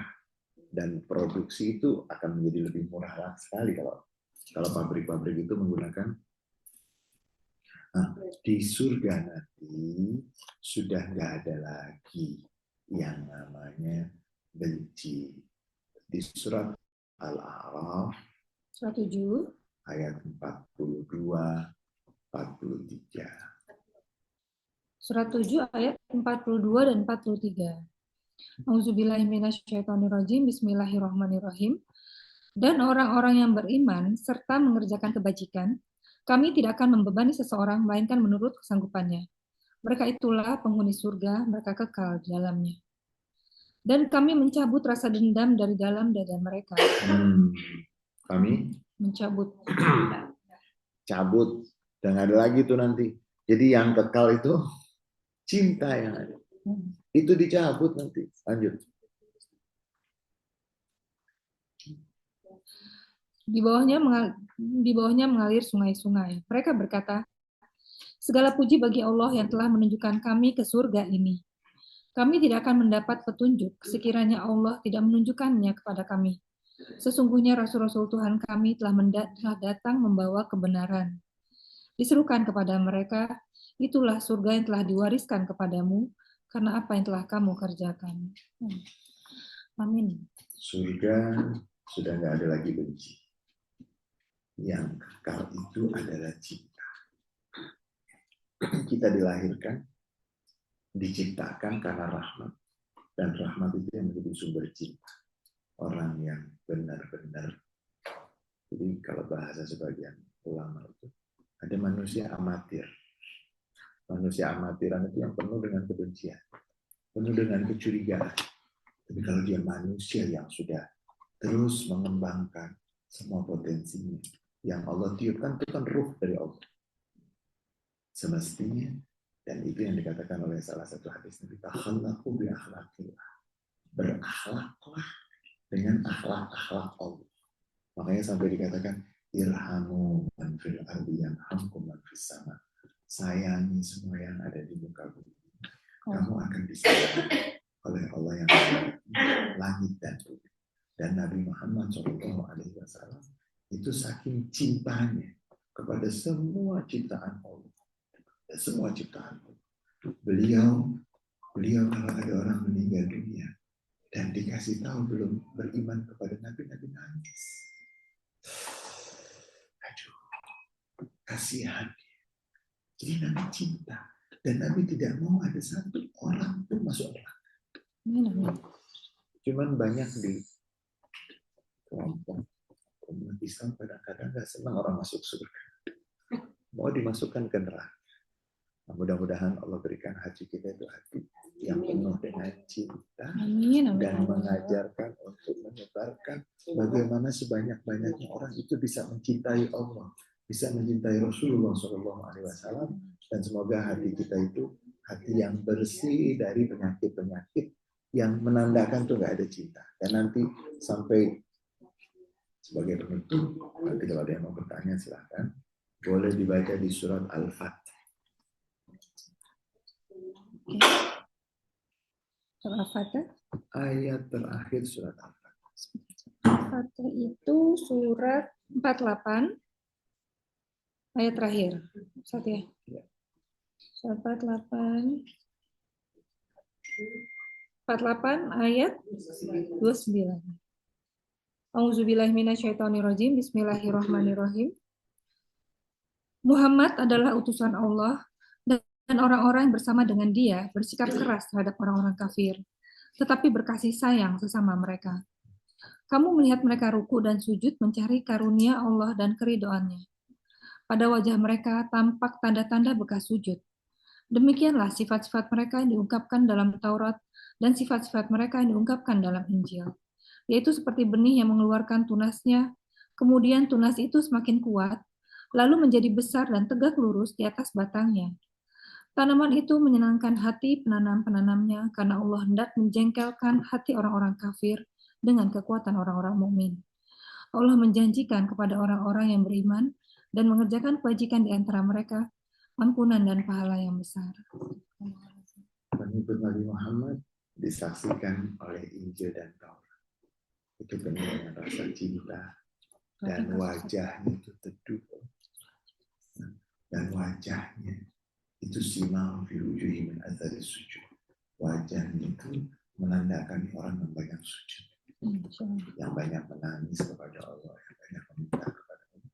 Dan itu yang menyebabkan banyak orang masuk Islam. Tapi kalau yang tampaknya itu menyeramkan, menakutkan, itu membuat yang Muslim aja nggak nyaman, apalagi yang non Muslim. Dan dalam salah satu riwayat itu, ketika ada hadis qudsi yang di sana Allah ditanya, siapa hamba yang engkau cintai ya Allah? Yang ahabban wa ahabban man ahabban, yang mencintai aku, kata Allah. Wa ahabba man ahabban, yang mencintai yang aku cintai. Ahabbani mencintai aku. Wa ahabba man ahabbani wa habbabani ila ibadi, dan dia membuat hamba-hambaku mencintaiku. Mencintaiku, mencintai yang mencintaiku, dan membuat hamba-hambaku cinta kepadaku. Nah, mudah-mudahan semua perkataan kita, perbuatan kita, karena kita cinta kepada Allah, kita cinta kepada yang dicintai oleh Allah, dan kita mengajak orang sebanyak-banyak bisa cinta kepada Allah Subhanahu wa Ta'ala. Sampai di sini dulu. Dan jadi cinta yang kekal itu cinta kepada Allah. Cinta kepada Allah itu yang kekal, dan yang namanya cinta itu kekal, tapi yang namanya kebencian akan hilang. Jadi kalau sekarang, jadi kalau mau masuk ke surga banyak-banyaklah berbekal cinta. Jadi kalau orang banyak bencinya, jangan-jangan ada yang salah. Korslet. Yang kita sayangkan ada kita yang agama punya Rahman, Rahim dan seterusnya, malah kalah dengan saudara-saudara kita yang ada agamanya itu kan, lambangnya itu cinta kasih. Kalau kita lambangnya katanya pedang, itu kayak orang mau apa aja gitu kan. Meskipun itu bukan berarti ingin menghabisi, tapi melambangkan kekuatan dan seterusnya. Mudah-mudahan Allah berikan kepada kita yang kekal dan abadi, namanya cinta kepadanya, cinta kepada Rasulnya, cinta kepada yang dicintai oleh Allah dan oleh Rasul. Sampai di sini dulu. Ustaz, saya mau nanya boleh nggak Ustaz? Ya. Sebetulnya ini Ustaz mungkin udah beberapa kali menyampaikan tentang Umar bin Khattab mengatakan yang tadi Ustaz, yang bahwa Rasulullah sampai 3 kali mengatakan cinta harus, jadi kita harus lebih cinta kita nomor 1 pada Rasulullah, baru pada keluarga dan diri. Nah, maksudnya Ustaz, Rasulullah mengatakan itu apakah karena beliau sebagai tanda kutip perwakilan Allah di dunia, supaya kita lebih mencintai beliau daripada kita mencintai keluarga kita?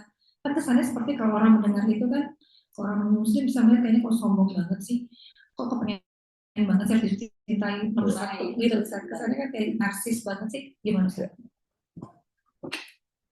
Sifat-sifat yang ada pada Nabi, keteladanan yang ada pada Nabi, sulit bisa diikuti kalau tidak ada cinta.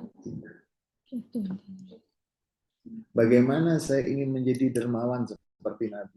Bagaimana saya ingin menjadi pemaaf seperti Nabi kalau nggak ada cinta? Jadi itu ya. Bukan untuk narsis dan menarik, tapi Sangat mudah gini. Iya. Orang itu kalau cinta nurut nggak sih? Nurut nggak sih? Iya. Itu kalau masih cinta, itu janjian jam 11. Jam 11 kurang 2 jam udah datang. Ceritanya mana? Jadi jam Kita 11. kan udah lama.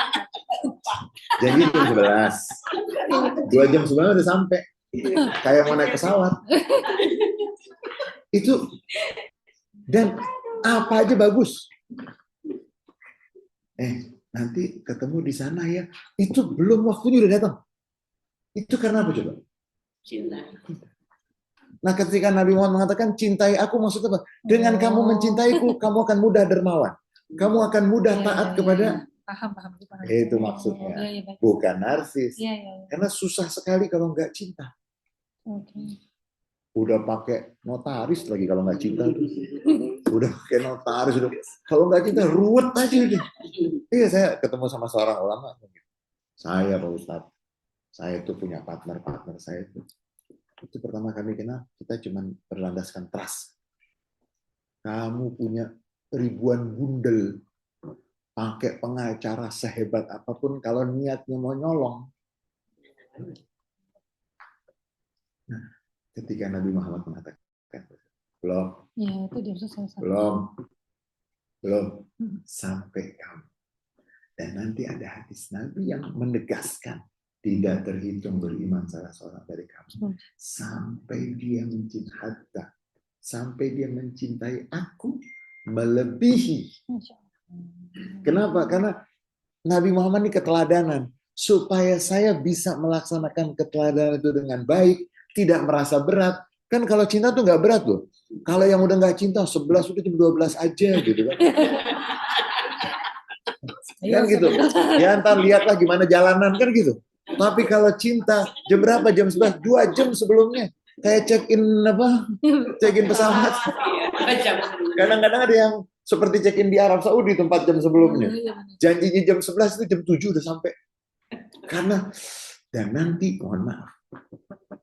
Nanti itu sampai diuraikan oleh para ulama. Kenapa sih nanti itu peristiwa Isra dan Mi'raj itu sampai Nabi Muhammad ditanya siapa di depan? Di depan pintu siapa? Jibril sama siapa? Nabi Muhammad. Sudah diutus belum? Sudah, oh silakan masuk, selamat datang. Ustadz, kan katanya para malaikat kenal sama Nabi Muhammad. Kenapa dia bertanya? Kamu tahu nggak indahnya menanti? Ustadz, maksudnya apa? Kalau langsung, silakan masuk Muhammad. Ini kan ada semacam seremoni. Yang di situ ada, kenapa harus ditanya? Ya ini kamu namanya nggak punya rasa. Langsung saja to the point. Beda dengan kalau ada pertanyaan. Siapa di depan? Kayak ada palang pintu. Itu kalau calon pengantin itu keluarganya datang, pakai ditanya atau langsung aja?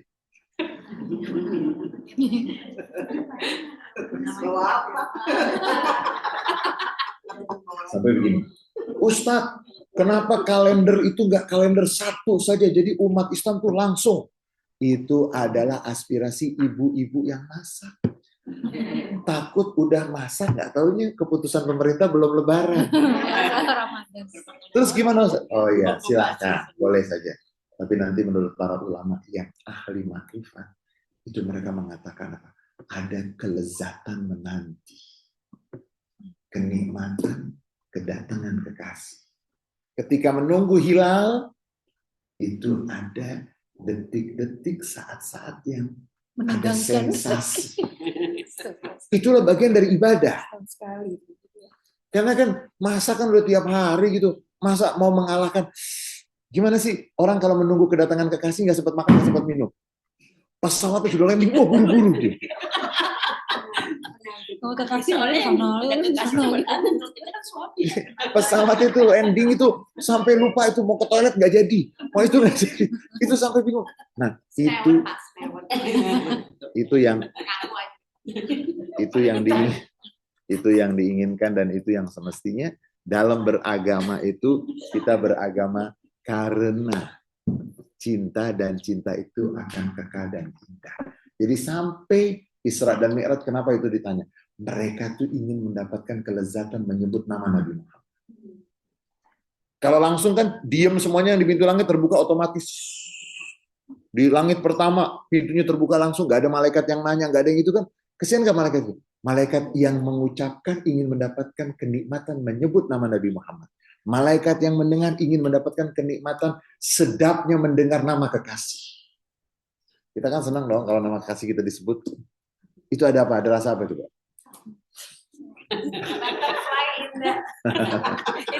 Sampai di sini juga. Baik. Jangan Jangan lupa tuh. Makanya nggak ambil. Baik. Ada yang mau bertanya, teman-teman? Baik, usah kali tadi Mbak Vera nitip pertanyaan. Kalau bagaimana, apakah kita mendapatkan hadiah, Ustaz? Mendapatkan door prize, kita mengeluarkan zakat nggak dari hadiah yang kita dapatkan? Hadiahnya sampai nisab enggak? Oh gitu ya? Menurut itu juga. Ya, terus Buat mobil apa rumah apa itu? ya kalau sampai nisab, Oke. sampai nisab berapa? 95 gram emas. Ustadz, saya dapat hadiah itu permen 95 gram. Permen. Harganya berapa? Nggak usah. Saya dapat hadiah 12 triliun. Amin lah, amin. Amin. Terus kan?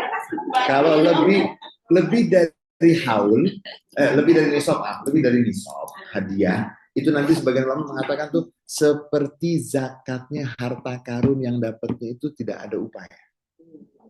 Oh ya 20%. Atau 10%. Kalau mau pelit-pelitan 2,5%. Kalau pelit banget, nggak bersyukur kepada Allah, nggak mau bagi-bagi untuk saudara-saudara. Jadi kayak itu kan hadiah tuh ke. Jadi gini, petani capek nggak sih? Capek. Nggak ada petani satu hari bisa panen tuh nggak bisa. Lihat, kalau mereka mengeluarkan biaya untuk airnya, untuk semuanya, maka begitu panen, zakatnya itu 5% atau 10% kalau tidak ada biaya yang dikeluarkan. Petani. Lah ini ujuk-ujuk ada yang nelfon. Dapat. Masa nggak dizakatin? Ustadz, kalau mobil gimana? Itu kan bentuknya mobil. Ya kamu upayakan untuk bisa ada yang bisa dikeluarkan senilai 10% paling tidak, syukur-syukur kalau mampu. Dan apalagi kalau yang dapat hadiah itu orang kaya banget. Saya pernah diskusi sama Mbak Vita itu tentang mohon maaf ya. Mohon maaf. Ini mohon maaf loh. Saya pernah diskusi Mbak Vita waktu itu tentang maaf loh ya, jabatan menteri. Menteri nunggu panen nggak sih? Semua dapat fasilitas nggak? Rumah, dapat. Biaya harian, keperluan Hidup sehari-hari semua. dapat. Gajinya berapa? Kan gitu. Oke, tunjangannya berapa? Terus mau bayar zakatnya 2,5%. Hah? Gak malu sama petani. Petani itu jadi orang-orangan sawah dia. Siang sendiri. Hama saya teleponan sama salah seorang teman saya itu, aduh Habib, manggil saya Habib, ini di sini lagi ada hama tikus, gagal panen kita semua. Menteri loh, ada jabatan-jabatan yang memang ditanggung semua. Yang gitu itu zakat profesi namanya. Gak boleh 2,5%. Ustadz memang gak boleh. Nanti kita lihat di akhirat. Tega gak sih? Dan ini yang menyebabkan, mohon maaf, orang miskin tambah banyak. Karena yang kamu keluarkan tuh 20%, kamu gak rugi. Orang kamu dijamin semua kok. Menteri apalagi itu. Duta besar. Komisaris. Apa? Gini, yang mendapatkan gitu. Jadi dia tidak mengeluarkan uang lagi. Untuk dapat gaji kan nggak mengeluarkan uang lagi. Beda sama tukang es. Beli es dulu, baru ini kan enggak. Anaknya berapa gitu dapat, semuanya dapat. Belum lagi nanti ada tunjangan hari raya, tunjangan ini, tunjangan itu. Terus mau bayarnya 2,5%. Kita lihat nanti di neraka itu orang di depan begitu. Nauzubillah. Sedih sekali. Ini menjadi Sayyidina Abu Bakar itu seorang yang sangat lembut. Tapi ketika ada yang nggak mau bayar zakat, Sayyidina Abu Bakar itu keras. Kenapa? Hak orang. Yang semestinya itu, kamu yang dapat itu tuh sebetulnya ada 20% tuh milik siapa? Dan Sayyidina Umar ketika ada yang mencuri, kemudian tertangkap, Sayyidina Umar nggak langsung menghukum. Tanya, kamu tinggal di mana? Kenapa kamu mencuri? Saya tinggal di area mana gitu, wilayah yang sebetulnya itu grade-nya grade A. Kenapa kamu mencuri? Tetangga saya tuh nggak ada yang memberikan bantuan kepada saya. Dilepas, malah yang dimarahi dan akan dihukum tuh sih orang-orang kaya yang tetangga. Nah jadi mohon maaf, ini jarang yang mau bicara. Mestinya itu para menteri-menteri itu yang apalagi menterinya memang latar belakangnya orang kaya. Itu zakatnya nggak boleh 2,5%. Zakatnya itu 20%. Iya dong. Ada berapa menteri kita? Ada. Bayangkan kalau yang Muslim semuanya dari menteri-menteri itu zakatnya 20%. Taruhlah seperti petani lah. Masa mau sih disamain dengan petani? 10%.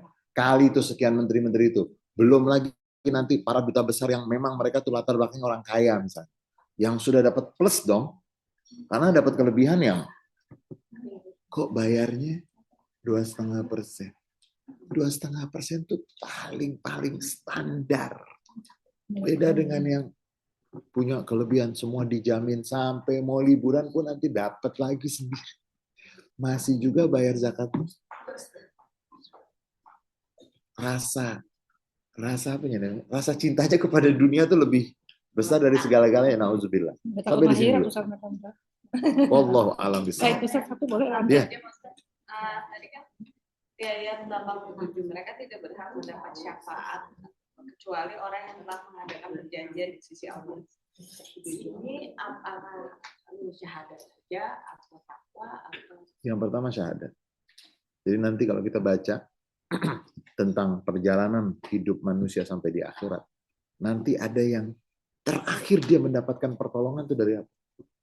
Ada nanti namanya hadisul bitaqah, secarik kain atau kertas yang di situ tertulis la ilaha illallah Muhammad Rasulullah. Itu yang menyelamatkan dia karena dia pernah mengucapkan itu. Jadi makanya Nabi Al-Quran mengatakan jangan kamu meninggal kecuali dalam keadaan muslim, bukan dalam keadaan mukmin. Karena nggak semua orang bisa. Apalagi jangan wala tamutunna illa wa antum muttaqun.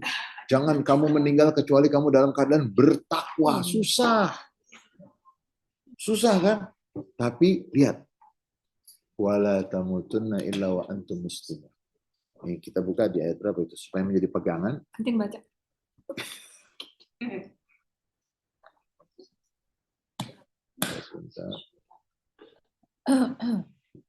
Illa wa antum muslimun.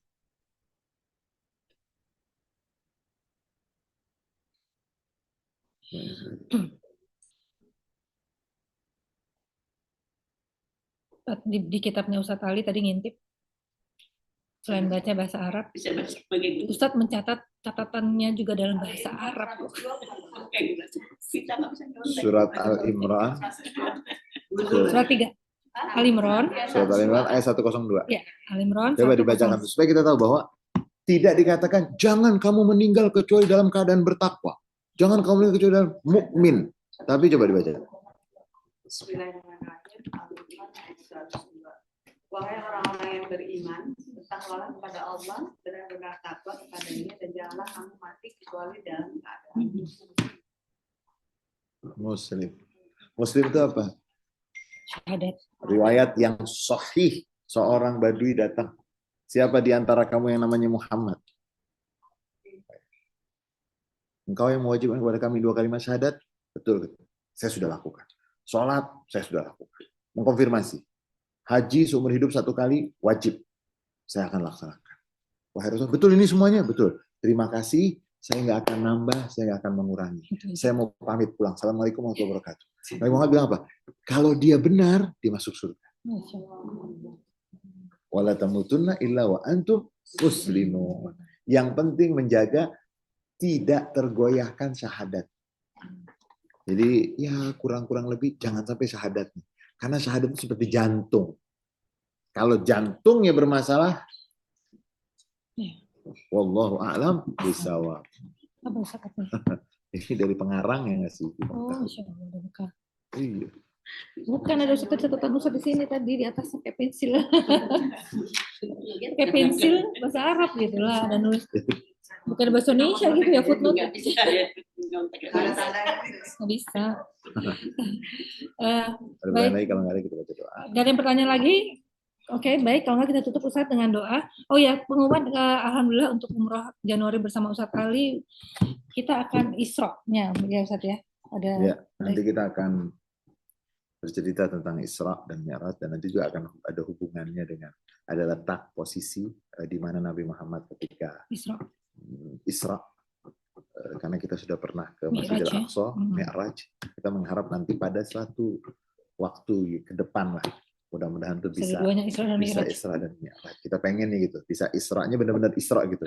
Dari Masjidil Haram kita mau ada sholat ke Masjidil Aqsa. Mudah-mudahan tidak lama waktu itu bisa kita dapatkan. Amin, karena peristiwa Isra dan Mi'raj itu peristiwa yang sangat terjadi hanya sekali, sangat istimewa untuk Nabi Muhammad dengan satu malam, sebagian malam, tapi pelajarannya itu banyak sekali. Ya. Insya Allah, alhamdulillah sudah 20 orang mendaftar. Jadi bagi yang mau ikut, kami masih punya 10 seat lagi untuk umroh tanggal 14 Januari sampai 21 Januari. Ya. Baik, kita baca surat Al-Fatihah, selalu kita kirimkan untuk seluruh orang tua kita yang telah mendahului kita. Mudah-mudahan alam barzahnya menjadi taman di antara taman-taman surga, dan selalu kita kirimkan juga untuk almarhum Om Muksin, almarhum Fani, almarhum Pak Budi Habibi, almarhumah Ibu Ainun, almarhumah Om Fani, Om Tante Mika, almarhumah Mbak Andri, Mbak Lilis, almarhumah Tante Yayu, kemudian juga khusus selalu kita kirimkan untuk almarhum Pak Umay dan seluruh orang-orang yang pernah berjasa kepada kita, orang-orang yang mencintai kita, yang kita mencintai mereka, yang telah mendahului kita. Mudah-mudahan alam barzahnya penuh dengan kebahagiaan, penuh dengan cahaya. Dan kita minta juga untuk seluruh saudara-saudara kita di Gaza. Mudah-mudahan Allah angkat penderitaannya, Allah berikan kemenangan, dan Palestina mendapatkan kemerdekaan. Dan Indonesia yang sebentar lagi akan memperingati 80 tahun dari kemerdekaannya. Mudah-mudahan Indonesia selalu dijaga persatuannya, kesatuannya, keharmonisan di antara seluruh anak bangsa, dan mudah-mudahan Indonesia menjadi negara yang selalu berlimpah keberkahan dari Allah Subhanahu wa taala. Dan untuk yang sakit, mudah-mudahan Allah angkat penyakitnya. Dan ada nama-nama yang mau disebut, silakan. Iya, udah. Untuk yang wafat, Azman Fitra, suaminya Mbak Eli, temannya Mbak Ria, dulu pernah umroh bersama kita, Ustaz, Mbak Elinya. Kemudian Pramesti Tilutama Dewi binti Bambang Suryo, temannya Antin. Dan untuk yang sakit, Santi Windiarti binti Muhammad Santoso, jamaah. Sugiat bin Asna Sumitra Wijaya, ayahnya Gima. Basuki Rahmat bin Ersudiono, kakak ipar Mbak Norma. Bapak Mahidin Hanawi Asmawi, bapak mertua Mimil. Ika Aminati, ibunya Tian. Faridah Janiat Maja, sahabat Mbak Dian Adrianto. Bapak Ali Yakub Khotib, ayah mertuanya Putih, bapaknya Mas Adam. Doa untuk yang ulang tahun Kayana Hura Ismail, cucunya Santi. Doa kita untuk saudara kita di Palestina. Al-Fatihah. Auzubillahiminasyaitonirrajim. Bismillahirrahmanirrahim. Alhamdulillahirabbil alamin. Arrahmanirrahim. Maliki yaumiddin. Iyyaka na'budu wa iyyaka nasta'in. Ihdinas siratal mustaqim. Shiratal ladzina an'amta 'alaihim ghairil maghdubi 'alaihim waladdallin. Amin. Bismillahirrahmanirrahim. Allahumma shalli 'ala Muhammad wa 'ala ali Muhammad. Allahumma inna nas'aluka an taftah lana abwabal khair wa an tuwaffiqna li kulli khair. Ya Allah, bukakanlah untuk kami pintu-pintu kebaikan, pintu-pintu keberkahan, pintu-pintu kebahagiaan, pintu-pintu kesuksesan, dunia sampai di akhirat. Rabbana ighfir lana wa liwalidina warhamhum kama rabbawna shighara. Wahai Tuhan kami, ampuni dosa-dosa kami, dosa kedua orang tua kami. Sayangi kedua orang tua kami, karena mereka sangat sayang kepada kami, sangat berjuang setulus-tulusnya untuk kebahagiaan kami. Muliakan kedua orang tua kami yang telah menghadap kepadamu. Jadikan alam barzahnya taman di antara taman-taman surga. Yang masih hidup, berikan sisa umur yang penuh dengan kebahagiaan.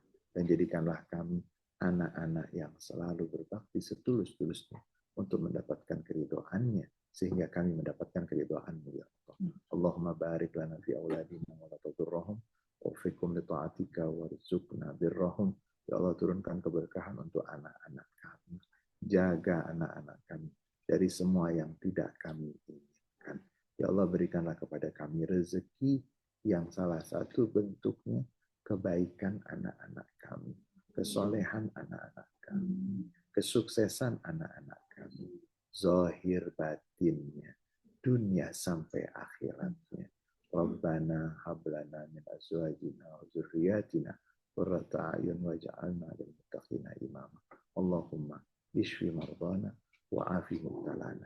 Ya Allah, berikan kesembuhan untuk saudara-saudara kami yang dalam keadaan sakit. Ya Allah, berikanlah kemenangan untuk saudara-saudara kami di Gaza. Berikan kemenangan untuk saudara-saudara kami di Gaza. Berikan kemerdekaan untuk saudara-saudara kami di Palestina. Ya Allah, untuk hajat-hajat kami. Kami hanya berserah. Kami hanya meminta. Kami hanya mengharap kepadamu. La ilaha illa anta. Subhanaka inni kuntu minadz zalimin. La ilaha illa anta. Subhanaka inni kuntu minadz zalimin. La ilaha illa anta. Subhanaka inni kuntu minadz zalimin. Rabbana atina fid dunya hasanah wa fil akhirati hasanah wa qina adzabannar. Wa sallallahu ala sayyidina Muhammadin wa ala alihi wa sahbihi wasallam. Walhamdulillahirabbil alamin. Banyak kurang dari saya, mohon maaf yang seluas-luasnya. Terima kasih atas segala perhatian. Assalamualaikum warahmatullahi wabarakatuh.